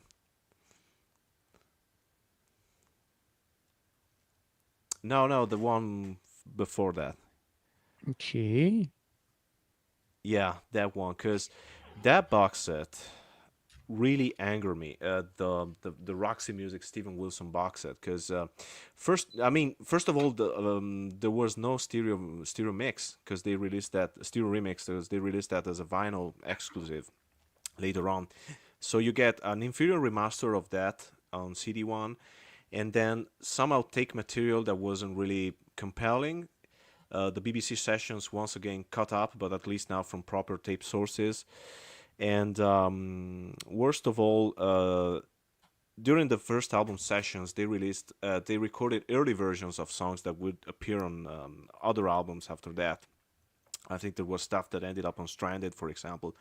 And Brian had all of that cut from the final track list. So it's one of the most disappointing box sets that ever came out. I don't think they will do another one. I think supposedly Steven remixed For Your Pleasure, but it never came out, and I don't know if it ever will. So if there's gonna be other box sets by Roxy Music, they're probably going to be disappointing. There And is, I'm sorry. yeah, no, go ahead. I was going to point out that there is a superdeluxeedition.com exclusive Atmos mix of Avalon that Oh just yeah. came out. And I've been pondering picking it up because the 5.1 mix that it's Bob Clearmountain, who's a genius. Hmm. And Bob Clearmountain did the Roxy Music Avalon 5.1 mix over 20 years ago. And that, to me, that is still to this day one of the gold standard 5.1 mixes. Hmm. The two things that are keeping me from getting that is, one, having to buy it exclusively from a UK based shop. I won't elaborate on that, but that's causing me consternation. And number two, that they left off the song "Always Unknowing," which never was on the track listing, But you but it was missed it. included. It was included as part of the 5.1 mix, and it's one of my favorites. So I'm Yeah. like kind of voting with my wallet on that one until they put "Always Unknowing" It's on. it's interesting because there are work tapes around from the Avalon album. If you look, Mm. well, those are probably cassettes that were copied when the album was still at a very early stage, and there were a lot of songs that didn't end up on the album, and some of them Brian re-recorded some of those as late as 2014. It's interesting. I think a box set of Avalon, a properly made box set, would be great. Avalon is the tail end of Roxy Music, though. I don't know what you Yes, mean. Yeah, that's the last album, but it's true, but it's also one of my favorites. well, I think Roxy Music is one of those bands that have a spotless discography. Like even my least favorite album, which is Flesh and Blood, is a really good one. So I'm up for it. I would be up for any deluxe edition of any Roxy Music album, Sure. but I don't think that will happen. They My will. two favorite. Sorry. No, I just wanted to say that we were taunting Viva, the live album, a deluxe version of it, Oh, and nothing came out of it. Just one track on the SoundCloud, a live version of Beauty Queen. That's all we saw. yeah, but that would be Yeah. great to have Viva to put in the ranks with to join the ranks of playing the full, Hmm. bursting out, and some of these great live records that have been reimagined lately. I think that would be Hmm. awesome. Yeah, I don't think it's gonna happen though, because it's not a very popular live album either. No, and that's a shame because that's got my favorite version of Out of the Blue on it. Oh That's a yeah, killer version. Eddie Jobson, man, And John Wetton too and is on John some of those Wetton. Yeah. tracks. So Terry Walker, any idea? I'm going to field this one. Any idea if a deluxe version of Grace Under Pressure will be released anytime soon? Um, I am going to go on record as saying that Rush have one of the worst archival series ever. It's just a hot mess. That being said, they have done Signals, they've done Moving Pictures, they've done Farewell to Kings, and what's his name? Richard Szicki is the guy who's handling those 5.1 and Atmos mixes. He's very eager to do all that stuff. In my opinion, they're not great, and Yeah. that might be controversial to some, including some of my other YouTube review colleagues who love those mixes. But I find that the Rush Atmos mixes tend to favor the guitar, and there's a good reason for that. And it's because Alex Lifeson is overseeing them. And they tend to not be extremely immersive. And I'm always suspect of any mixer who brings Neil Peart back in the mix, because Neil Peart is such a huge part of the Rush sound. However, that being said, the Rush Deluxe Edition, which would get me excited and possibly get me to part with some hard-earned cash, would be Power Windows, Oh, because that's yeah. my favorite Rush album. But I just wanted to go on record as saying that. Well, I'm gonna ask you a question as someone who likes Rush but is not a super fan as you are. How do you feel about live recording on the Moving Pictures Deluxe Edition? Because I do like that live concert quite a bit. Yeah, it's great. It's just very heavy-handed in terms of the mastering and production Yeah, choices. it's very loud. And it's a shame that Terry Brown did that work, because he did brilliant work with those guys going back as far as the original Rush album. And there's no reason for it to sound as bad as it does.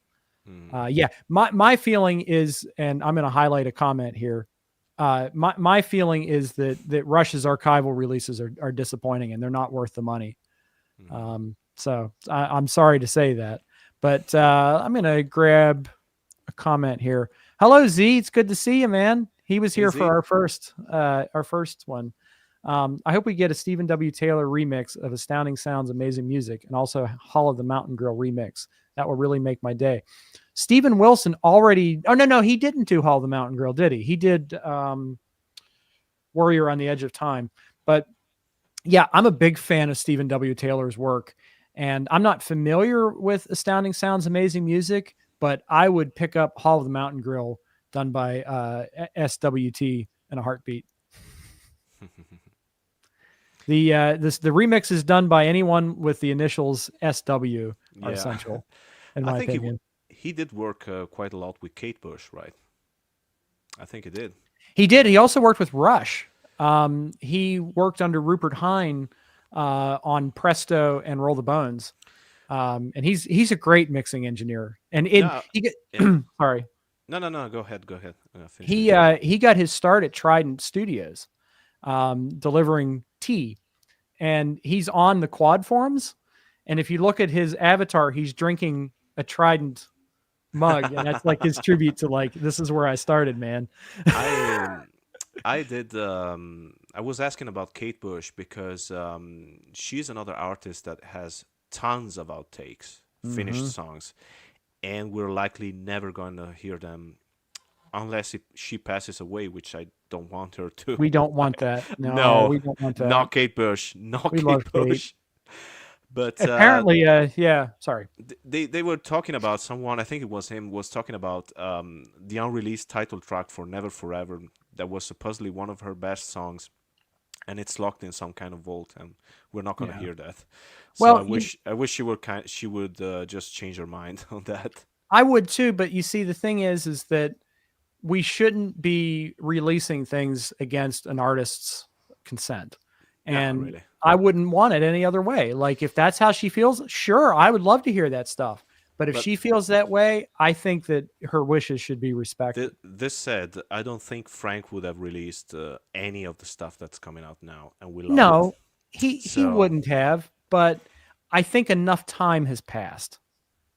oh But yeah, when an artist is still alive and breathing and potentially creating new works, I believe that he or she or they should have complete control over the way it's presented. And I don't agree with, like, for instance, Star Wars fans who celebrate the work being ripped out of Lucas's hands. I don't, just because they don't like some of the choices he made. I don't agree with that. They are the storytellers. They're the artists. We should be listening to them. hmm, But that being said, like, in the case of Frank Zappa, like, enough time has passed, I feel, and it's yeah. passed into history, and we benefit. I think culture benefits from hearing these things, but wait for enough time to pass, I guess, is my point of view. And I just wish she would change her mind because me too. there's a lot of Sure, I stuff. agree with you. I agree And with you. then there's also people like Stevie Wonder who apparently well, he never released any kind of outtakes, and tons of them are known to exist. And Apparently, he left on his will to destroy all the tapes when he dies. Say that again. Stevie Wonder. Stevie Wonder wants to destroy. Wow. Yeah, yeah, Wow, that's like Stanley Kubrick did not screw around. Ask yeah. anybody about the missing scene from the original release of The Shining that he burned. Oh God.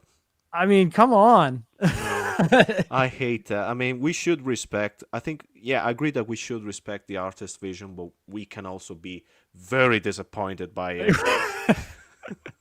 Yes, but ultimately, if the choice is between having Frank Zappa alive and ticking us off with all of his views, and this deluge of great music that we've heard, I think I would rather have Frank still alive and and Yeah, and producing and talking and getting under people's skin. yeah. I want to say hello to Scott, my fellow Ohioan YouTube creator. It's good to see Hey, you, man. hey, Scott. Let's see. Thank you so much for the encouragement. I do watch your channel. It's great fun. I think I'm gonna mention another Vault release that's coming out in 2 months from another artist that has not been with us for a long time, which is the making of Five Leaves Left by Nick Drake. Because it's coming out in July, and it's all session material from the first album. And I love Nick Drake, and I was under the impressions that the vaults were completely dry by now. But I'm very excited about this one. Yeah. We'll definitely pick it up. Yeah, I'm looking forward to hearing that. Okay, there was something yeah, we're going to ignore that comment about artist consent. I will jump in on this because I went and fed a cat, and I don't think Z was here when you answered. Yes, they are going to do it. Ian is going to do it. And in my opinion, Ian is going to do whatever he wants to do. And, it doesn't matter what I think. You can watch my video to hear me, talk about this at length, but I think that the best way to do it to satisfy everyone would be to present it both ways, to do a really good, pristine mix that is faithful to the original intent. Because the thing about Under Wraps that I didn't talk about, I don't think, is that a lot of those songs were cut live to that drum machine. So pulling it out and trying to replace it is going to be sort of similar to if you've got a foundation of a house and you decided to replace it. Yeah, that's basically more or less what I said earlier while you were feeding the cat. It just changes the intent of it all too much to me. Yeah. And Samuele, our friend from Italy, said that he too would like to have both versions on the.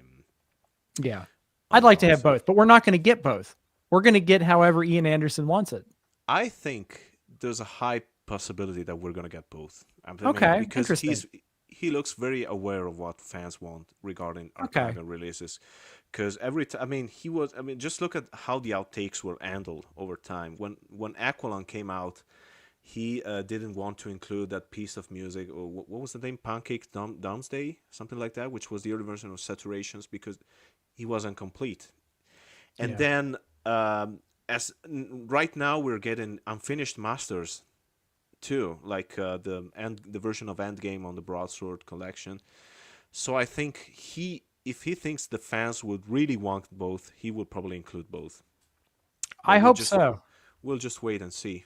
Yeah, but I'm going to support it no matter what. I mean, I'll hear, like, if he thinks that he can replace the drums and change our minds on the record, which, by the way, I don't hate Under Wraps. I think it's my opinion of Under Wraps is that it's somewhere in the middle. It's not the worst Tall album by any stretch of the imagination, but it's not the best either. So, I'm open to being, cause like the Construction of Light remix where they replaced the drums, it's pretty okay. It was fairly successful. So, but in that case, they did use Pat Mostolato to do that work. And I don't think they're going to use Doan Perry.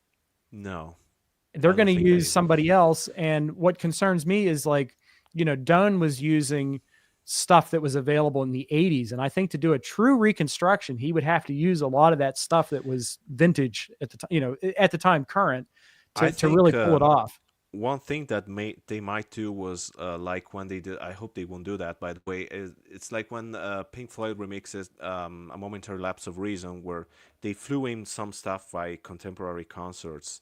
So maybe they could, if it, they could fly in Duane Perry's track as recorded live at the Hammersmith in 1984. But But honestly, I yeah, really hope they don't do that. there's limitations to that. The Yeah, obvious one being that they didn't play the whole record live. yeah. Get Barlow to do that, says Ian. I don't think he would. I don't think he would in the slightest. I don't think Barlow. No, but one thing that's definitely going to happen and that might excite some of you is that D. Palmer is going to re-record The Water's Edge. Oh, Uh, interesting. and I think, I mean, I should probably say that on a live stream, but I'm under the impression that Ian Anderson is to guest on it. I mean, Okay. that's what they say, and but I'm not sure if this will happen at all or if Ian will be involved. But yeah, that one I'm very excited about. Will this More be than the will D lock Ian and Martin in a room and force them to kiss and make up, or I don't think then I don't think I don't even know how Dee Palmer feels about Ian Anderson these days, so I'm not sure she would be the person yeah. to. But I think that the Water's Edge ballet would be a very good version. I mean, it would be very good, a very good release, because all we have right now is a very muddy sounding audience tape of it, and it's really quite interesting. More interesting to me than the Talis album. I mean, Right. that's Yeah. just my. Well, here's a comment we can have some fun. Oh, sorry, not that one. Bursting We out. Oh can yeah. have some fun with this one. So No. Johnny says A sucks. How do you feel about that, Jaco? No, I know him. I know him very well. I don't think he thinks he sucks. I think he just doesn't like that year that much. But he's a big fan of Bursting Out, though. I think Hmm. he mentioned that several times. It's great. It's And a great album. we did a video about the box set of Bursting Out. Yeah. What's your Um, tall cutoff, Jaco? Do you have a no more after this album? no, really, not with Jeff at all, because I even like the '90s stuff. And I did appreciate the new albums. And by the way, I've when the latest one came out, Curious Ruminant, I enjoyed it quite a bit, and I tried to play it again a couple of days ago, and it bored me.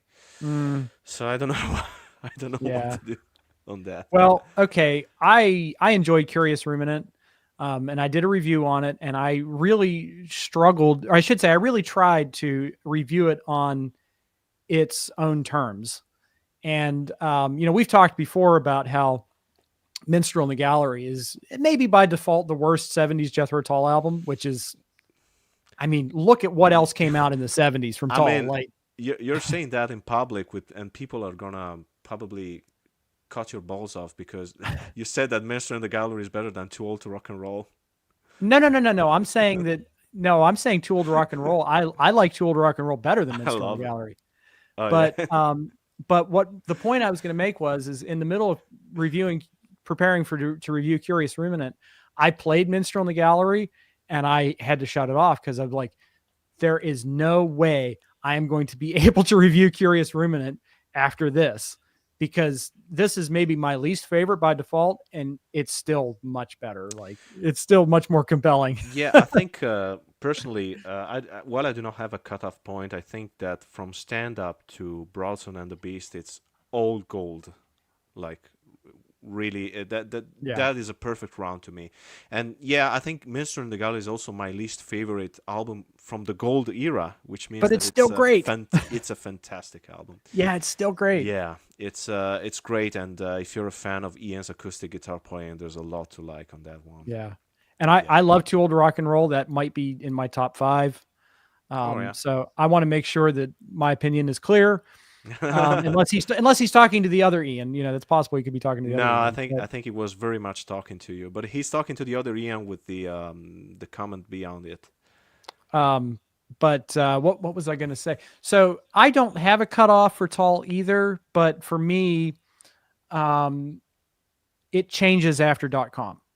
Mhm. .com is like to me is like the swan song of the original run, the original legacy of Tall, because the Christmas album is not really an album. It's like kind of an EP's worth of original material, and then it's a bunch of remakes, and some of them That aren't that great.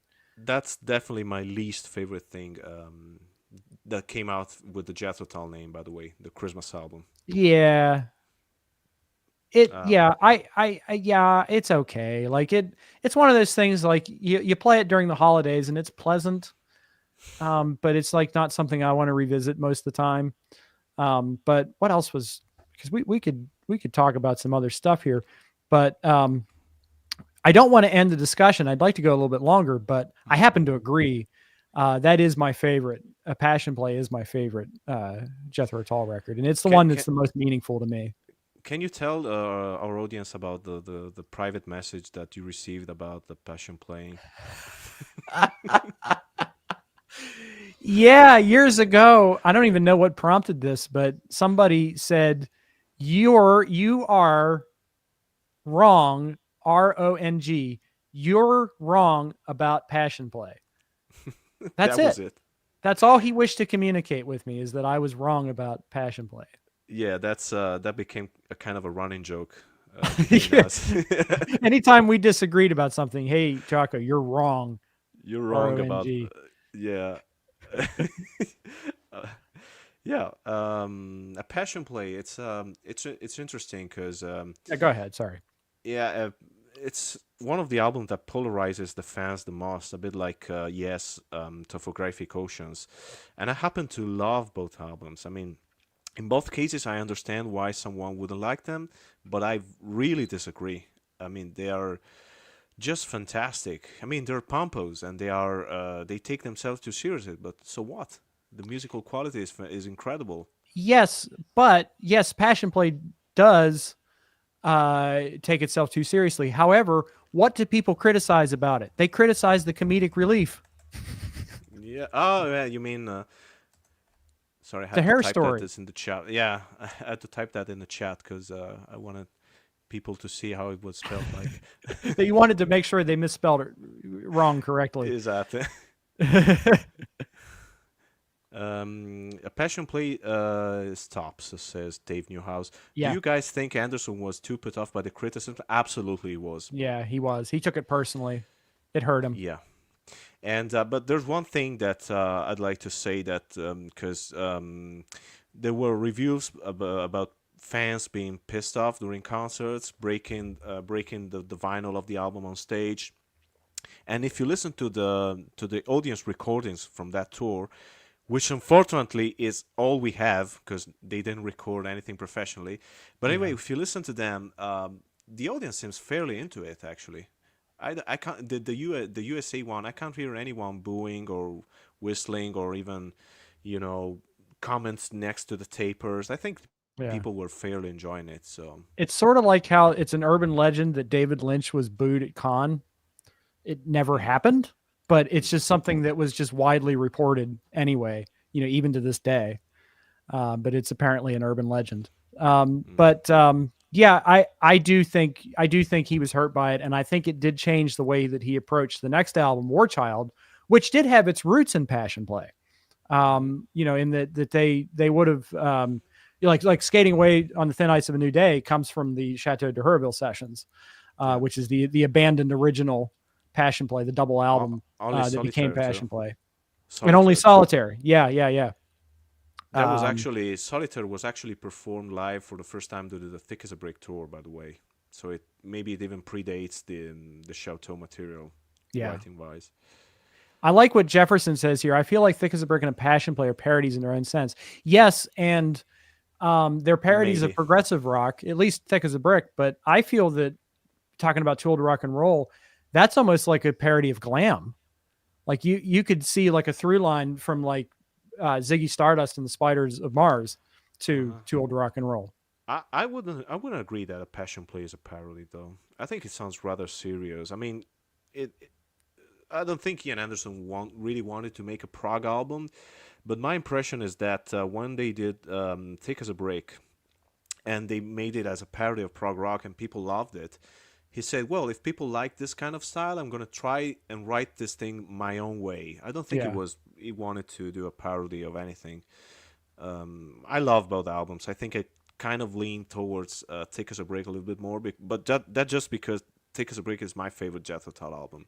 Yeah. But the Passion Play is right next to it.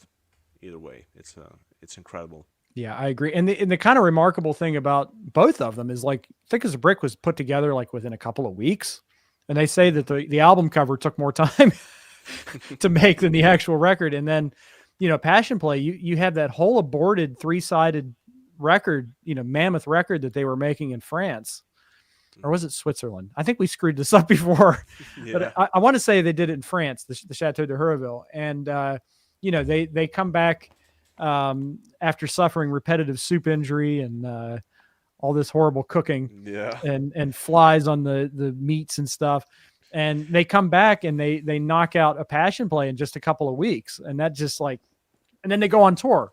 Like Yeah. Tall in the 70s was just mind blowing what they were able to Yeah. accomplish. It's fantastic when you look at the sessionographies, how much they recorded in short periods of time. I mean, if you take a look at the one of the War Child era, it's oh my God, they recorded a double LP worth of material, and there's more that has not been released, probably because it's just bacon tracks or anything.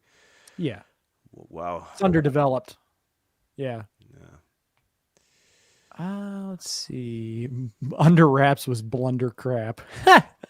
Well, maybe or maybe not. um, I'm reading. Okay. Do we want to talk about something else? Do we want to talk about some more Zappa? What are you guys feeling in the chat? Because Hmm. I've listened to a couple of Zappa records this week. I find it rather fascinating. I've been diving into Midlight. the original. What's the deal with the original sequence on Uncle Meat? I mean, that's probably not even the original sequence because there's another version that's circulating on bootlegs. Um, I think that's just a different sequence that Frank had envisioned. Um, I don't know. When that one came out, Meatlight, I was over the moon, like for it because I loved all the outtakes and cups and buns. Maybe not complete, but longer section. Nowadays, I feel like we really need more of that stuff. I mean, in context, probably an Yeah, Apostolic Studios box set or something like that. And it's a little bit lacking. yeah, I agree. The Meat Light, as exciting as it is to have the original mix of Uncle Meat back in print, Mhm. there's very little information about that original sequence or what was going on with that. And I just remembered uh, the the cops and buns thing because that actually a similar situation happened to me when I was in college.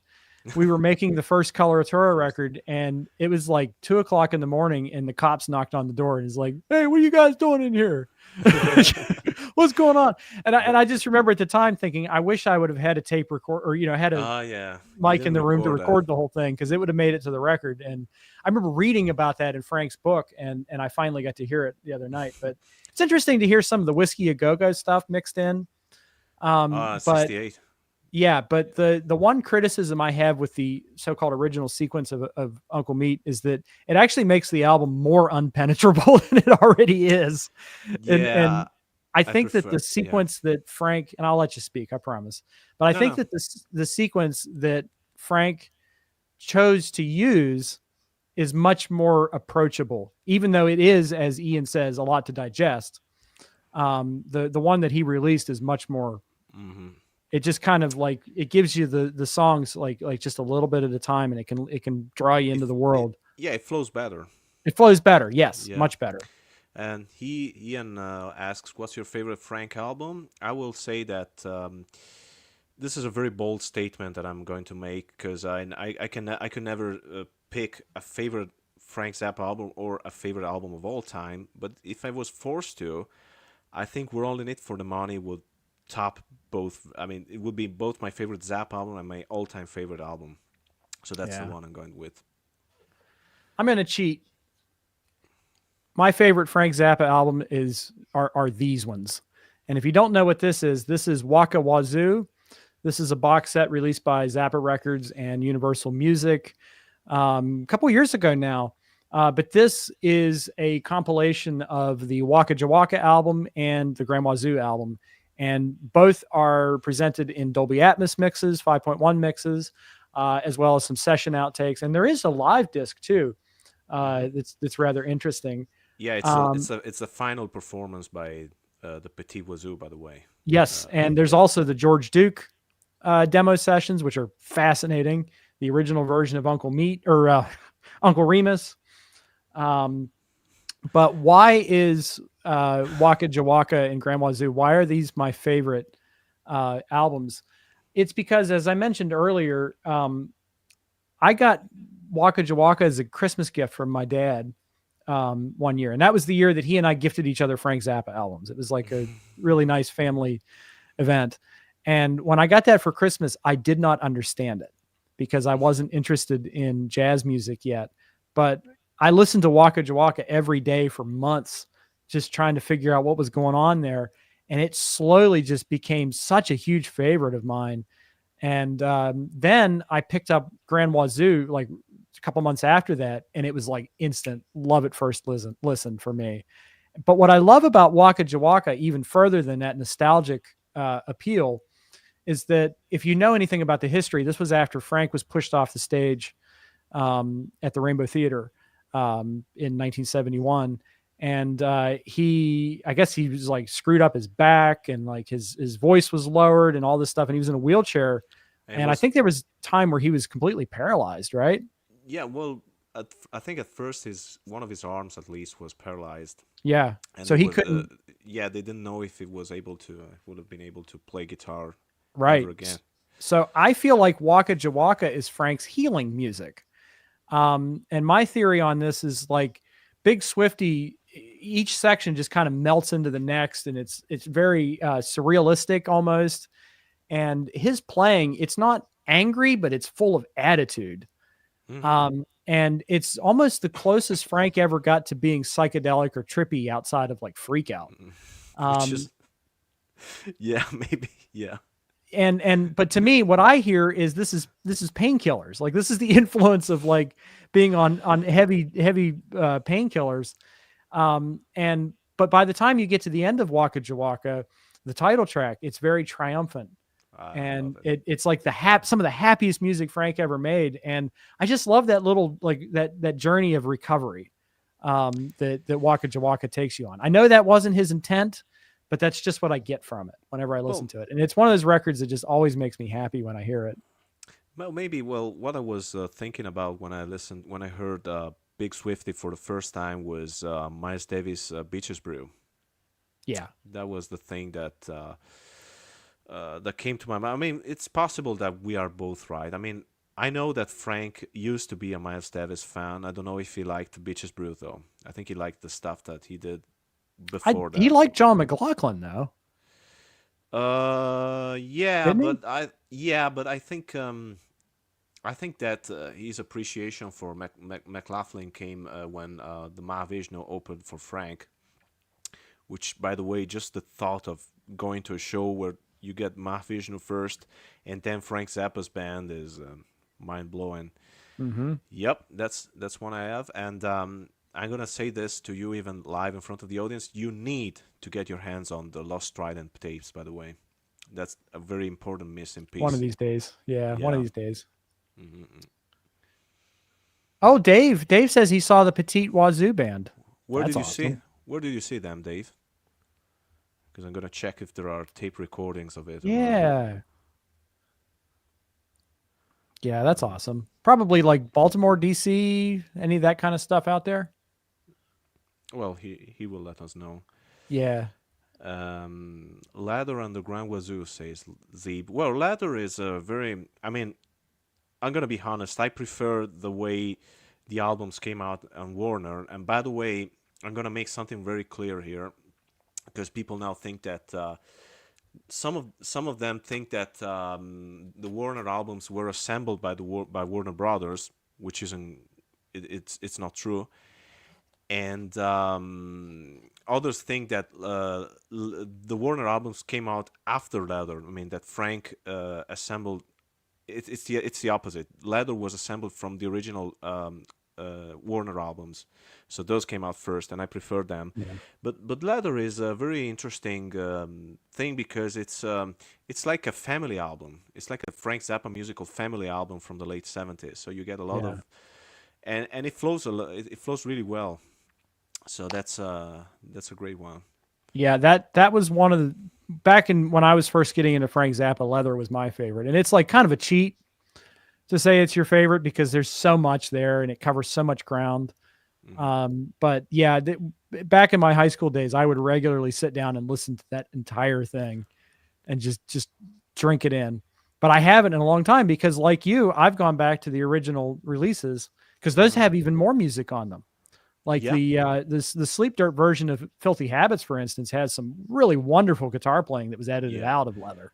But I just At wanted to least 2 minutes highlight out of it. Dave's answer. He said he saw them in Yeah, Washington D.C. yeah.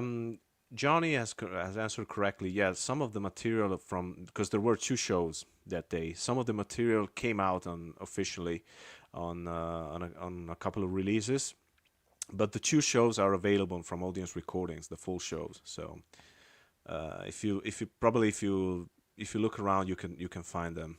So Dave, check these. Put these on your listening list: Imaginary Diseases, One Shot Deal, and Little Dots.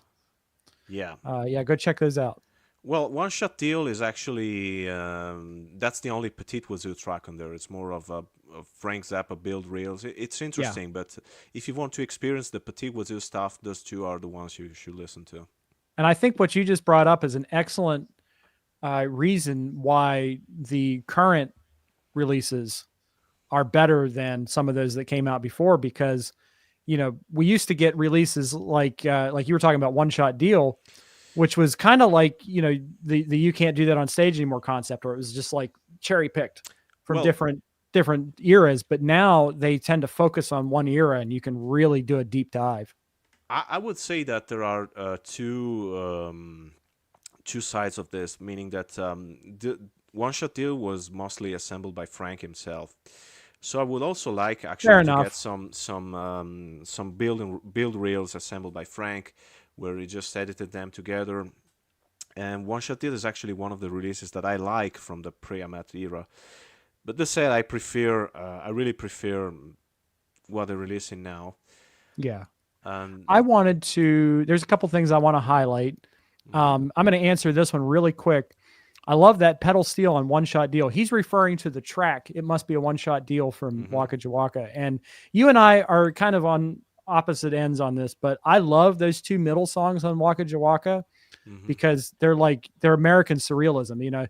I will talk at length about how much I love David Lynch, and that's a mhm, big part with him is like turning these American, uh, you know, archetypes on their head and showing them in like dream logic scenarios. And that's almost what I hear with a song like It Must Be a One Shot Deal because it's freaking crazy.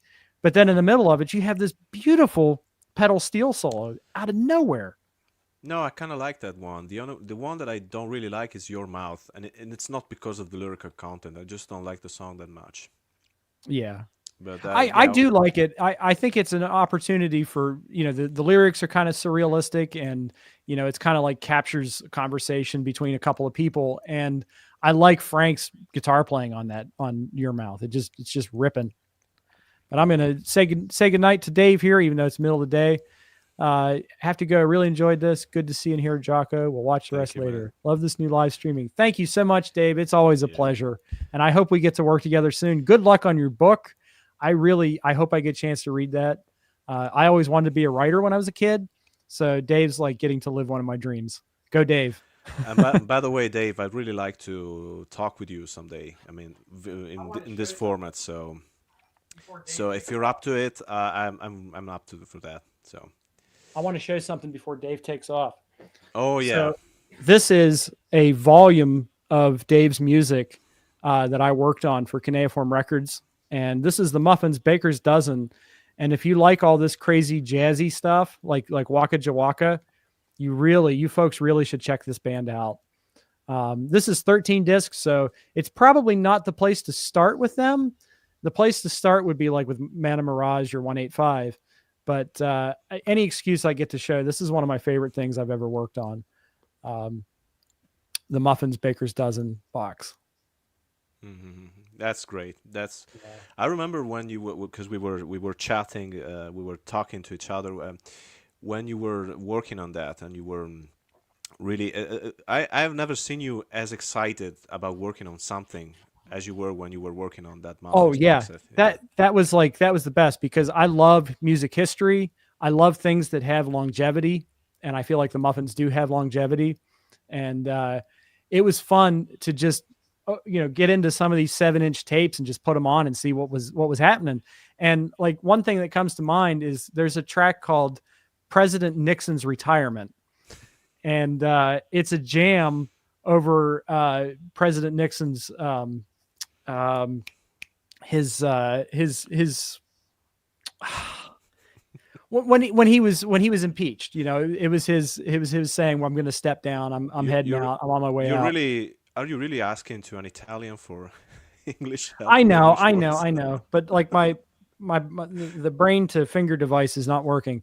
But Resignation speak. Resignation, that's the word I'm looking for. It was President Nixon's resignation speech, and when that came through, I just thought that was wonderful. But it was this was like right in the middle of the pandemic, and the Muffins were like a rock of sanity, if you can imagine that working on that box set kept me sane. And there's also the entirety of their Nearfest performance from 2005, which I mixed. That came from multi-track mixes. And there's a couple other multi-track mixes in there. So yeah, if you folks never checked out the Muffins, Dave's band, you really should. And Dave also, I know he's got to go and stuff, but he's got this new solo record out, and it's called Soli, and you can see his signature and stuff on there. I didn't take that off, but this is like a little bit of everything that he's ever done. And it's like a true solo album where I believe he plays every single thing on it.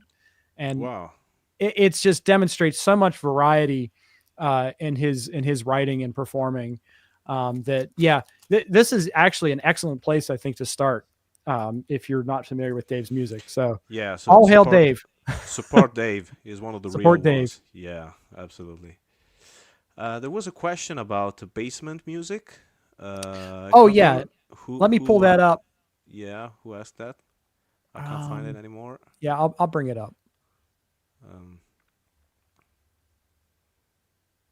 Well, anyway, basement music was recorded in '78 while Frank was doing he was in the middle of the Warner thing lawsuit, and it's basically Frank just improvising along with the synthesizer and the rhythm track. It's actually quite fascinating, and remember I heard the Lost episodes for the first time when I was a kid, and I surprisingly enjoyed that, and I think that's why the reason I enjoy basement music is the reason I enjoy Tangerine Dream, in short. And were there more than Basement Music 1 and 2 recorded? I would say so, because I think that was a 30-minute tape from which these are just two extracts of. Extracts from. So yeah. And Johnny says there's similar music on the 200 Motel Deluxe called Synth Rock. Yeah, there is, but I don't like it as much.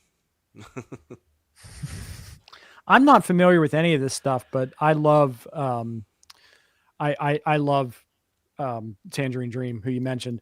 There was one thing I wanted to highlight here, just to go back in time a little bit. He says, I gather that's not Martha and the Muffins. No, the Muffins were a 4-piece. I think they were based in Gaithersburg, Maryland.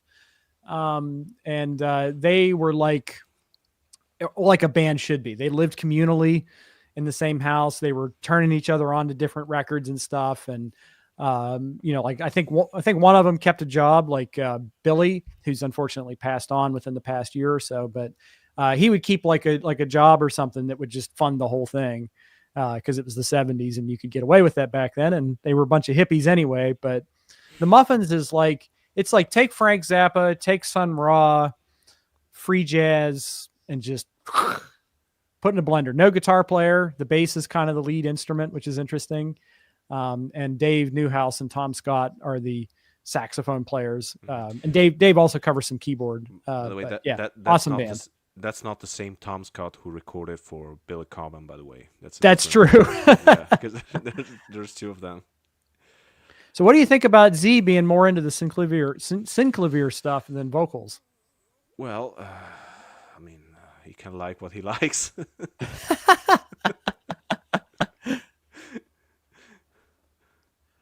Billy Swan passed away within the past year. It was very sad, but he had a long illness that he dealt with, and he did get to hear the box set, and he was very, very happy with it. Lots of sax scrunking. Yes, this is saxy music, like Bleeding Gums Murphy. Well, do you guys know? Have you guys ever heard of an Italian saxophone player named Fausto Papetti, who was basically he released like 60 album worth of music. Wow. It was terrible music though. It was like chill kind of stuff. But the particular thing about this album is that every front cover of the LP look like soft porn with naked ladies and stuff like that. So if you go to a flea market or anything, you will find tons of those vinyl albums being sold at a low price, and the front covers is always destroyed, and the vinyls is always in mint condition. So sort of like finding an old Hustler or Playboy or something. Yeah, with a vinyl inside though. Yeah. Did that super big box of the Muffins include all of Secret Signals 1, 2, and 3? No, but Dave reissued Secret Signals 1, 2, and 3 on his Bandcamp page. So go check that out. DaveNewhouse.bandcamp.com.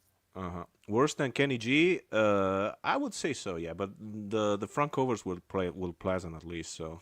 So what do you think of Civilization Phase 3? It's Frank. It's Frank's Swan song, and it's a very emotional listen for me, at least. Beat the Reaper, especially.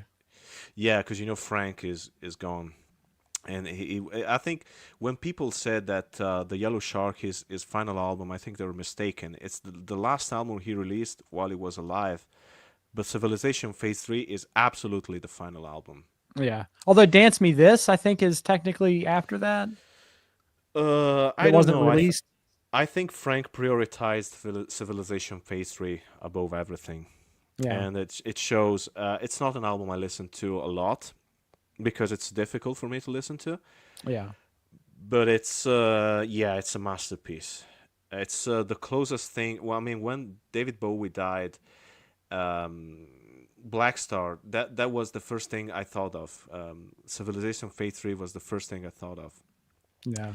So yeah, it's kind of masterpiece. Yeah. It's kind of great though, sort of in the same way that Black Star was.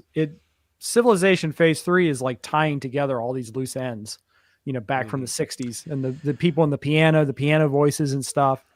Well, Civilization Phase 3 had been in the works from before Frank was even knew he was ill, because I think the very first draft of it was like synclavier recordings and with the piano people on top of that. It was a different. No, I mean that sounds like the album, but that would have been different.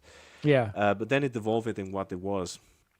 I think that CP3 does have some of the ensemble modern too, right? It's not all synclavier. Why are you asking me those questions that I can't answer to without checking?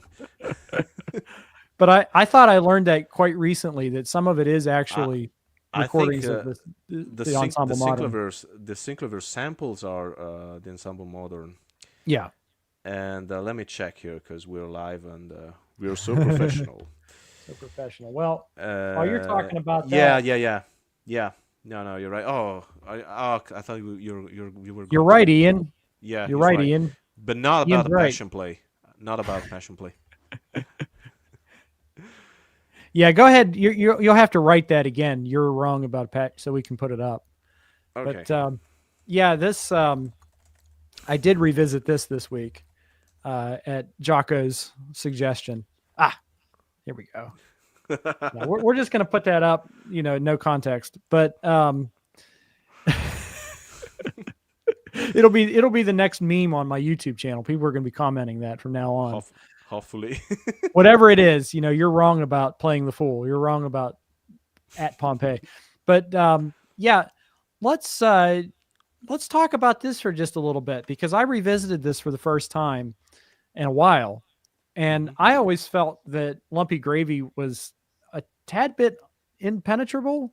And this last time I heard it, I was kind of surprised at how easy it was to enjoy. And in a lot of ways, I think that it's actually more palatable than Uncle Meat, which is one of my favorite Frank Zappa albums. Mm. But this is yeah. So you love this album and you're more familiar with it than me. But yeah, let's talk about Lumpy Gravy. Did you crack the case of the CD? Am I seeing? Yeah, that happened. That probably happened when I moved, or maybe it came like that.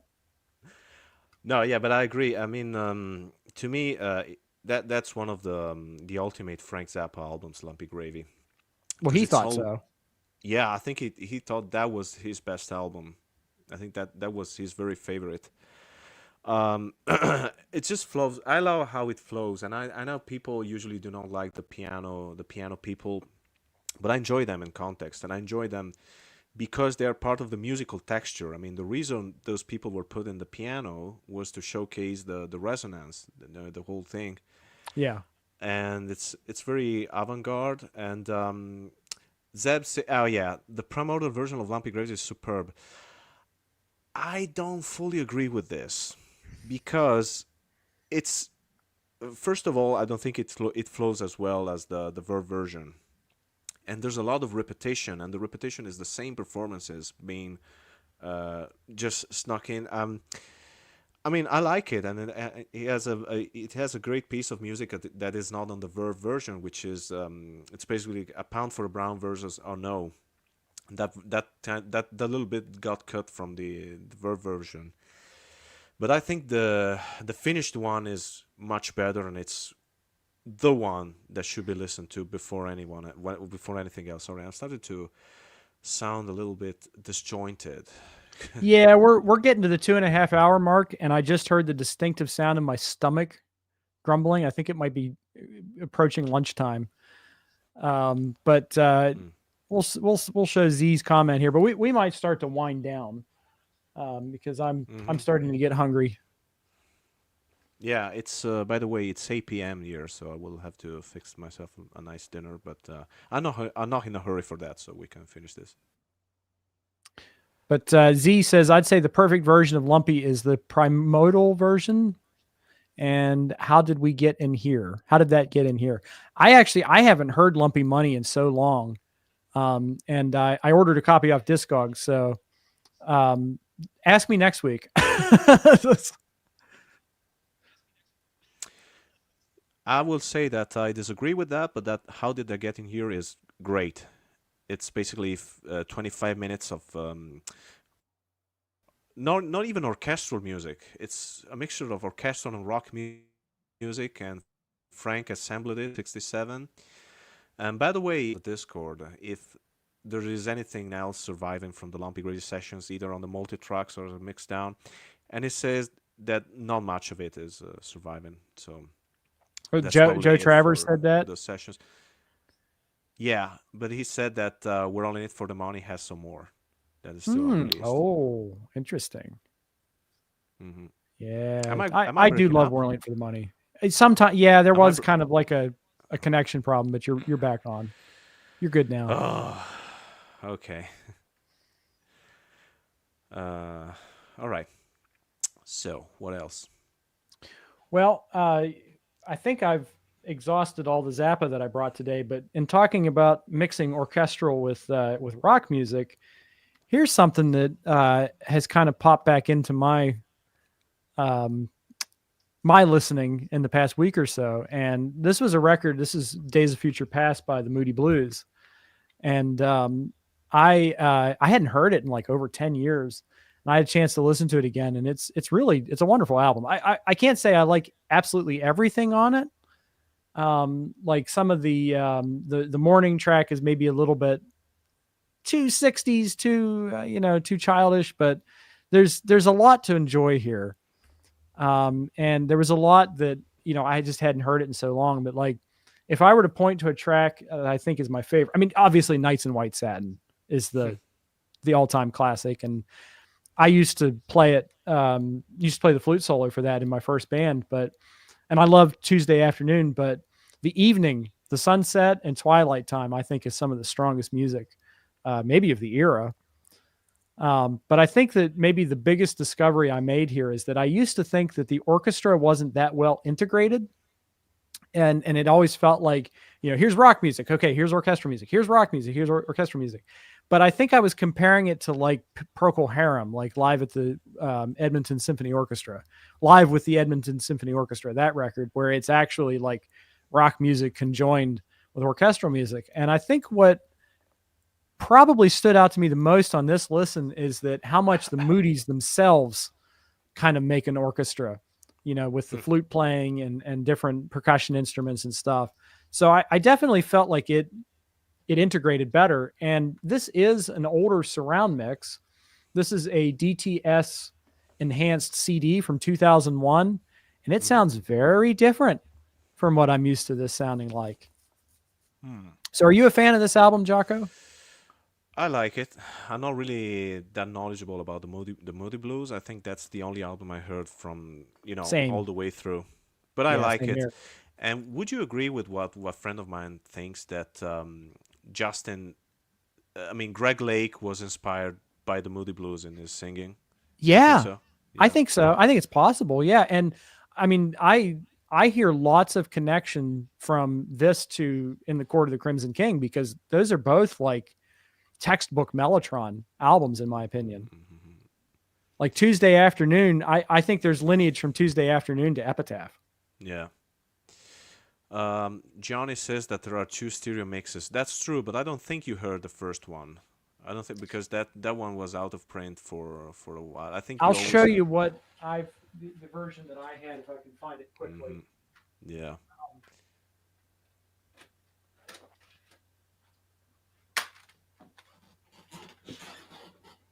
This is the version that I've had since high school, and it kind of always had an ugly sound to it, and I thought it was just the recording. But this is a 5.1 mix, and it kind of almost sounds like quad to me, because everything is very separated and discrete, and it almost sounds to me like the drums are probably recorded mono, because they're very much positioned toward the front. Let's see. Original in 1972 remix missing overdubs. Original is only on the deluxe set. The 1972 mix is the one most people know, and it resembles the surround. That's very fascinating, because I had two versions of this on LP, but that I no longer have, and I wonder, I should have kept those. I think I'm by no means I'm not an expert of the Moody Blues, but I think to have the original mix, you would have to have the original pressing. Yeah, So that probably would have UK pressing too, at that. Mm. So what do you Well, think of Jefferson? I'm sorry, go ahead. I mean, if it's from 1972, maybe the U.S. Original pressing also had the original mix. I don't know about that. I don't know anything about the Moody Blues. I shouldn't really Yeah, comment on that. it'd be worth looking into. But I wanted to highlight Jefferson's comment here. Do you have any thoughts on Time in a Word? As an album, or in general, the orchestral integration? Because The, as an the album, orchestral integration. I think it's just not that well mixed. But I don't mind the orchestral stuff on Time of the World. I think it makes stuff like the first song. What was the name? No. It's just no experience. No Needed? experience necessary. Wait a Yeah. minute. No, now I'm confused. Yeah, my brain is starting to melt. But that's on the Curtis Mayfield song. Was that Curtis Mayfield? Did I No say experience anything? necessary, no opportunity needed, or something like that. Time in a Word. I'm going to Google it. We're so If only we professional. had a chat to tell us what the name of that song was. Richie Evans, not Curtis Mayfield. Yes, thank you, Ian. Thank you so much. I made a fool of myself just in front of the USA. Okay. Anyway, No I opportunity necessary, no experience needed. yeah, I That's the knew it. name of the song. Yeah. I think the orchestral on that tune works fantastically well. For instance, um, but yeah, the whole album is very poorly mixed, though. I mean, if because it was I think it was mixed by headphones, if I'm not mistaken, and so the orchestra tends to drown the rock music, and but I would say that the orchestral parts themselves are pretty good. Yeah, Um, it's been a long time since I've heard that album, but that always was one of my favorite Yes records because I love John Anderson's voice on that. It's very soulful, it's very bluesy. It's almost like reminiscent of Genesis's Trespass album. How some of Peter Gabriel's vocals are very soul influenced. hmm hmm And I also appreciate back to the Moody's for just a second. I appreciate Johnny and others. Their knowledge of the Moody Blues is helping us a lot right now because I'm finding this all really fascinating. I didn't know that there was another mix. I didn't know that something had been reissued recently. So I'm going to have to dive into some of this stuff. You have more money to spend here. Yeah, exactly. Okay, yes. Someone is mentioning a remix of "Time on the World," or am I? Where is Or that? am I? It's Zeeb. Uh, I don't know why they remixed them. I'm not sure I understand here. Maybe he Uh, meant they don't remix them. I don't know why they don't remix them. I think Steven Wilson is up for it, but the record label thinks they're not gonna sell. I think that's Ah, what's happening. And by the way, just go on YouTube because the very first studio session has surfaced on YouTube of all places.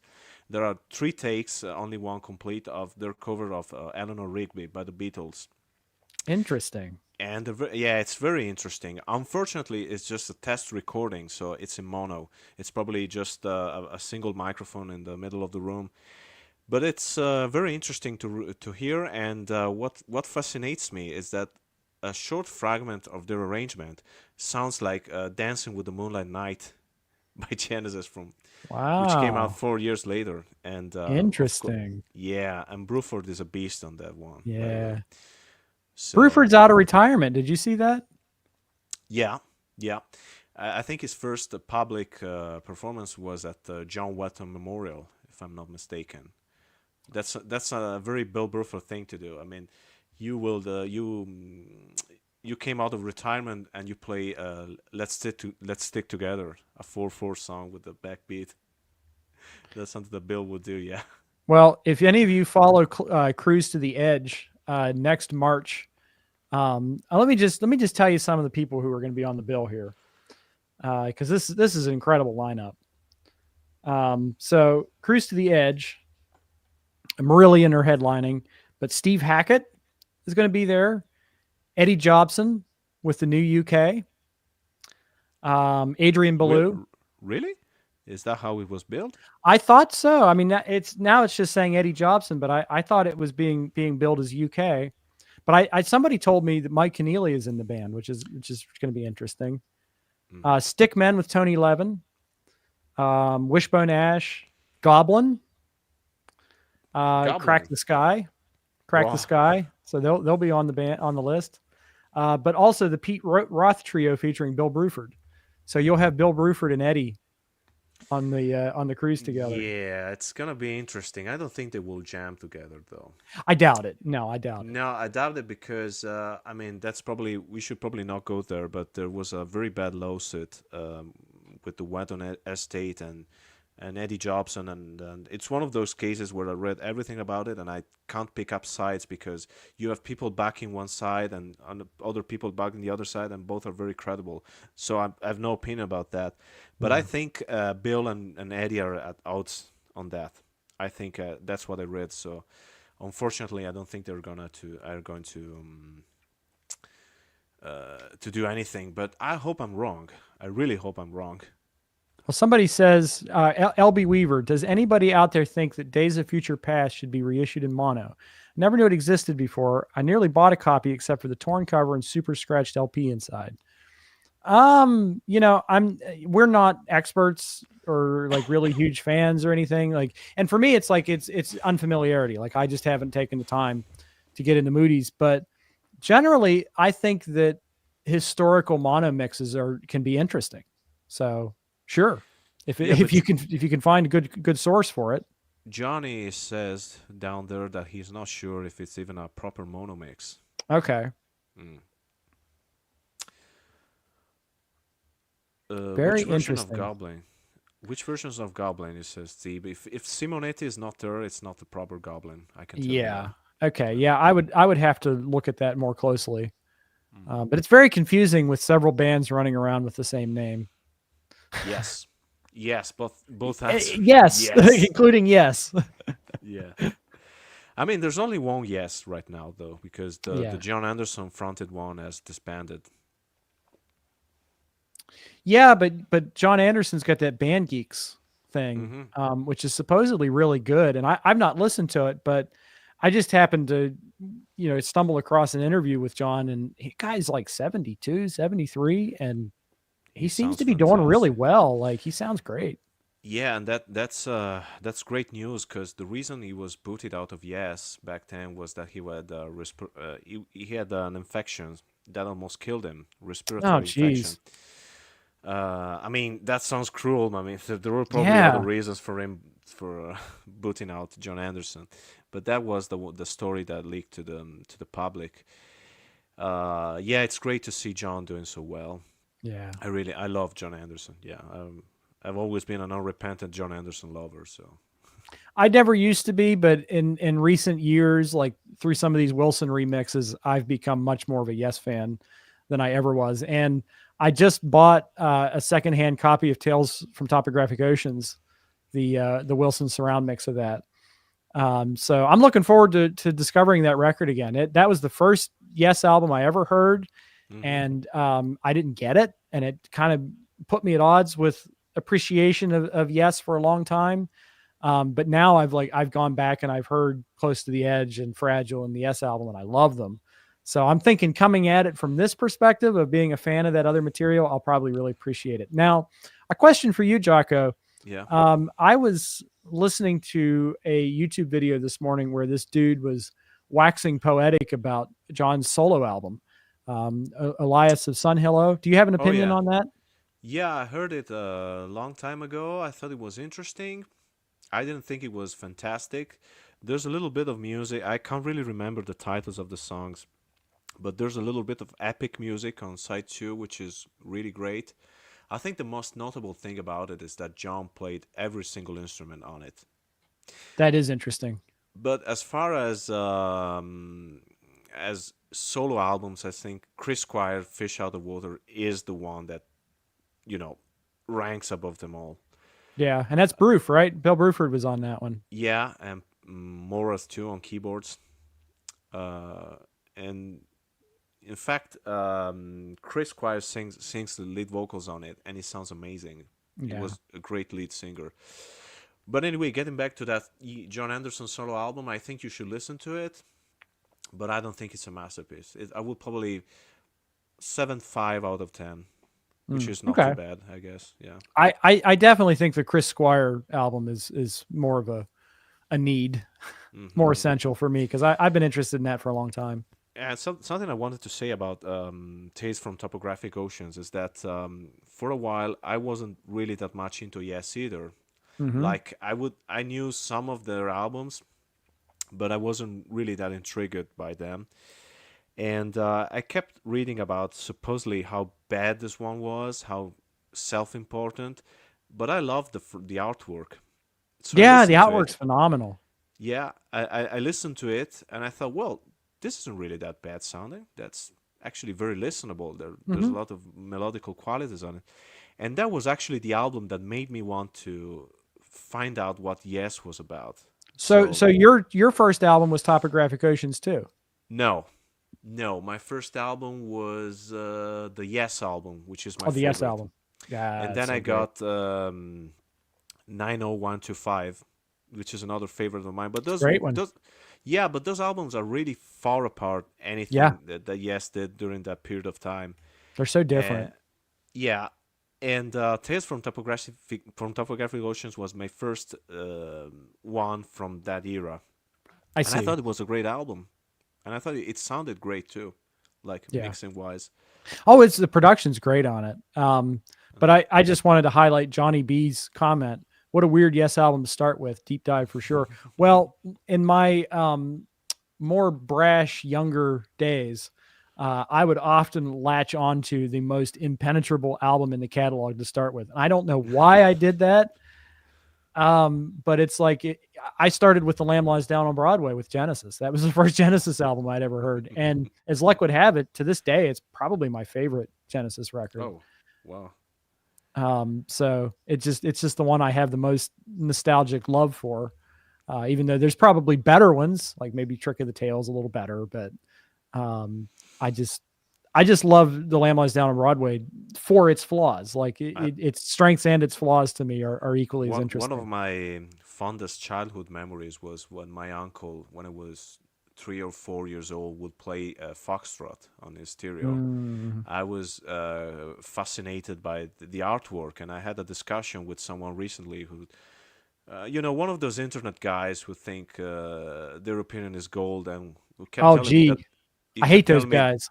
yeah, he kept telling me that the artwork of Foxtrot sucks, and that I shouldn't be, I shouldn't love it. But yeah, one of my fondest memory was that, and I remember when I was a kid, I did a drawing and I wrote "Supper's ready" on it. I was 4 or 5 years old. I should have Without looked. knowing the context. Yeah, without knowing what that meant. Yeah. Yeah. I like this comment from Ian. Close to the Edge is the de facto prog album. You might be right about that. I think that at the very least, the Close to the Edge, the suite is probably prog's best suite because it's basically like a song form. It's like, Hmm. A B, verse chorus, and there's a bridge section, and there's an outro, and there's a recap. But they spread it out over 20 minutes. I think is maybe the most interesting thing about it. So it Close to the Edge as a suite. It's one of those few suites that it doesn't feel like a single moment is wasted. Everything I feels think deserved. I think John is acronym JTFO is not talking about going for the one. Is telling us that either we pick Abaca or we get the Yeah, Akab. Abacabra, get the front door out. Yeah, yeah. Mm. Okay. I think we have exhausted ourselves by now because Yeah, I'm we were. pretty spent. Do any of you in the comment section have questions for your lovely hosts before we head off and get some food? Yeah, preferably something that can be answered with a yes/no answer. Yes. Uh, Everybody's going type type type type type type type type type type type yeah. type type type type type, and we're just gonna get 10 messages at once and say screw it, bye. Yeah. What is the meaning of life? Um, 42. yes, but it's also the final Monty Python movie. Oh yeah. I'm not gonna say that, Johnny. No, Chuck I Wood. re- I actually knew a Chuck Wood. I refuse to. Yeah, I knew a guy named Chuck Wood. That's all I had to say. All right, Jaco, I want to thank you for joining me today, taking your free time to express your love for this music and in some cases frustration. Yeah. Well, But your depth of knowledge is something that I always appreciate, oh, even in our day to day conversations. So it's been great having you here today. thank you. Yeah, it's been a blast. I would really like to do this again someday. Yeah, we'll have you back on. I hope to do this as a weekly thing. Hmm. I may not do it at the same time every week because, obviously Monday at noon on a work day in the United States isn't the best time for my US people Yeah, to watch, but I do like the opportunity to talk to a European audience sometimes. So, what I think I might do is I might experiment with different times to go on and just see who's around and who can contribute because the live stream, the archive stream will be up yeah, for everyone to watch after the fact. It may change based on availability. Like if I want to have a guest on um, and somebody, can do it like on a Thursday afternoon, I might do it on a Thursday instead. But I might shoot for doing this on weekends. The yeah. only reason why I didn't do it this weekend is because I had work. Yeah, that's another reason. I mean, we did this on Monday and at this time frame because you have to keep in mind that Italy and the USA have completely different time zones. And right now, this week, I'm not working this week. Yeah. But yeah, so basically, this is the result of us trying to find a moment in time where neither of us was busy with their own Yeah. jobs. So Yeah, and I was in the studio all weekend with finishing up Reefer Strama's backing tracks and working with Rick Witkowski of Crack the Sky. He did a wonderful guitar part for a very Beatlesy song, and he had a blast doing it, and it was awesome. He's my neighbor. mhm. Practically, he's 15 minutes away, but I say he's my neighbor. And Yeah, dude opened up for Frank Zappa. Like, come on, he opened up yeah, for Supertramp, and Crack the Sky are rightfully legends in their own right. And I'll just take a moment here, and I know Jaco hasn't heard them, but I do have their first album, which is just entitled "Crack the Sky," and this is like art rock prog. It's like 10cc, a little nice. bit of Supertramp in there. I do hear the Zappa thing. I hear Tall. I hear the Beatles. But then when you get to white music, which is actually very similarly titled to a XTC album that was from around the same time. This is 1980. White music is like Devo. It's Oh like wow. yeah, it's like new wave. So it's Uh, like white side and a black side.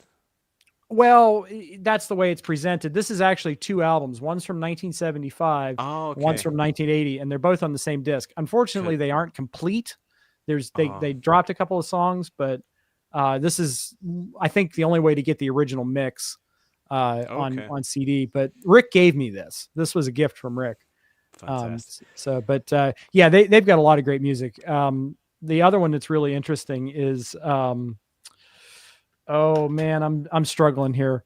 I'm gonna look it up real quick, but they have like an early '70s one that or like mid to late '70s one that kind of sounds a little bit like Rush at times, Hmm. but it's very creative stuff. And John Palumbo, I think, is the main songwriter. And Rick did the production and played guitar. But Safety in Numbers, that's another really great one. If you ever want to check it out, but Yeah. yeah, it's like it's very '70s sounding, but it endures. It the songwriting stands the test of time, and Well, very proud to call these guys. the reason I ask you about the black and white side is that because the Stranglers did that, and as Oh you know yeah, that yeah, that's as you another know great band. they're one of my favorite bands, and the approach is kind of similar, right? I mean, with the black side and the white side, Sure. one of them being more impenetrable, if you like that word, than the other, and the other being a little more easier. Yeah. Mm. That's not exactly what's going on here because these aren't the original covers either. Hmm. Honestly, I think Crack could use a decent reissue series. So I think it would be great if they put the original mixes out and got them back Yeah, in print. and Because some if of they these had, you can only get them on vinyl now, oh like man, secondhand. it's Yeah. bad. Yeah. Yeah. But Mm. they're a West Virginian progressive rock group and proud to call them my, as part of my home state. So check out Crack the Sky, folks, if you haven't. They're legends for a reason. Okay, now let's all go to eat. All right. Let's all go to the lobby. Thanks, folks. It's been fun. And look for my review of Cheaper Than Cheap, the Frank Zappa video. That's going to come later this week. But until then, it's been real fun, and we'll talk soon. See you later. Thanks again, Jaco. Thanks for all the commenters and chatters. We appreciate It's been you. a pleasure. Bye-bye. Yeah. Bye. Bye. Bye. Bye.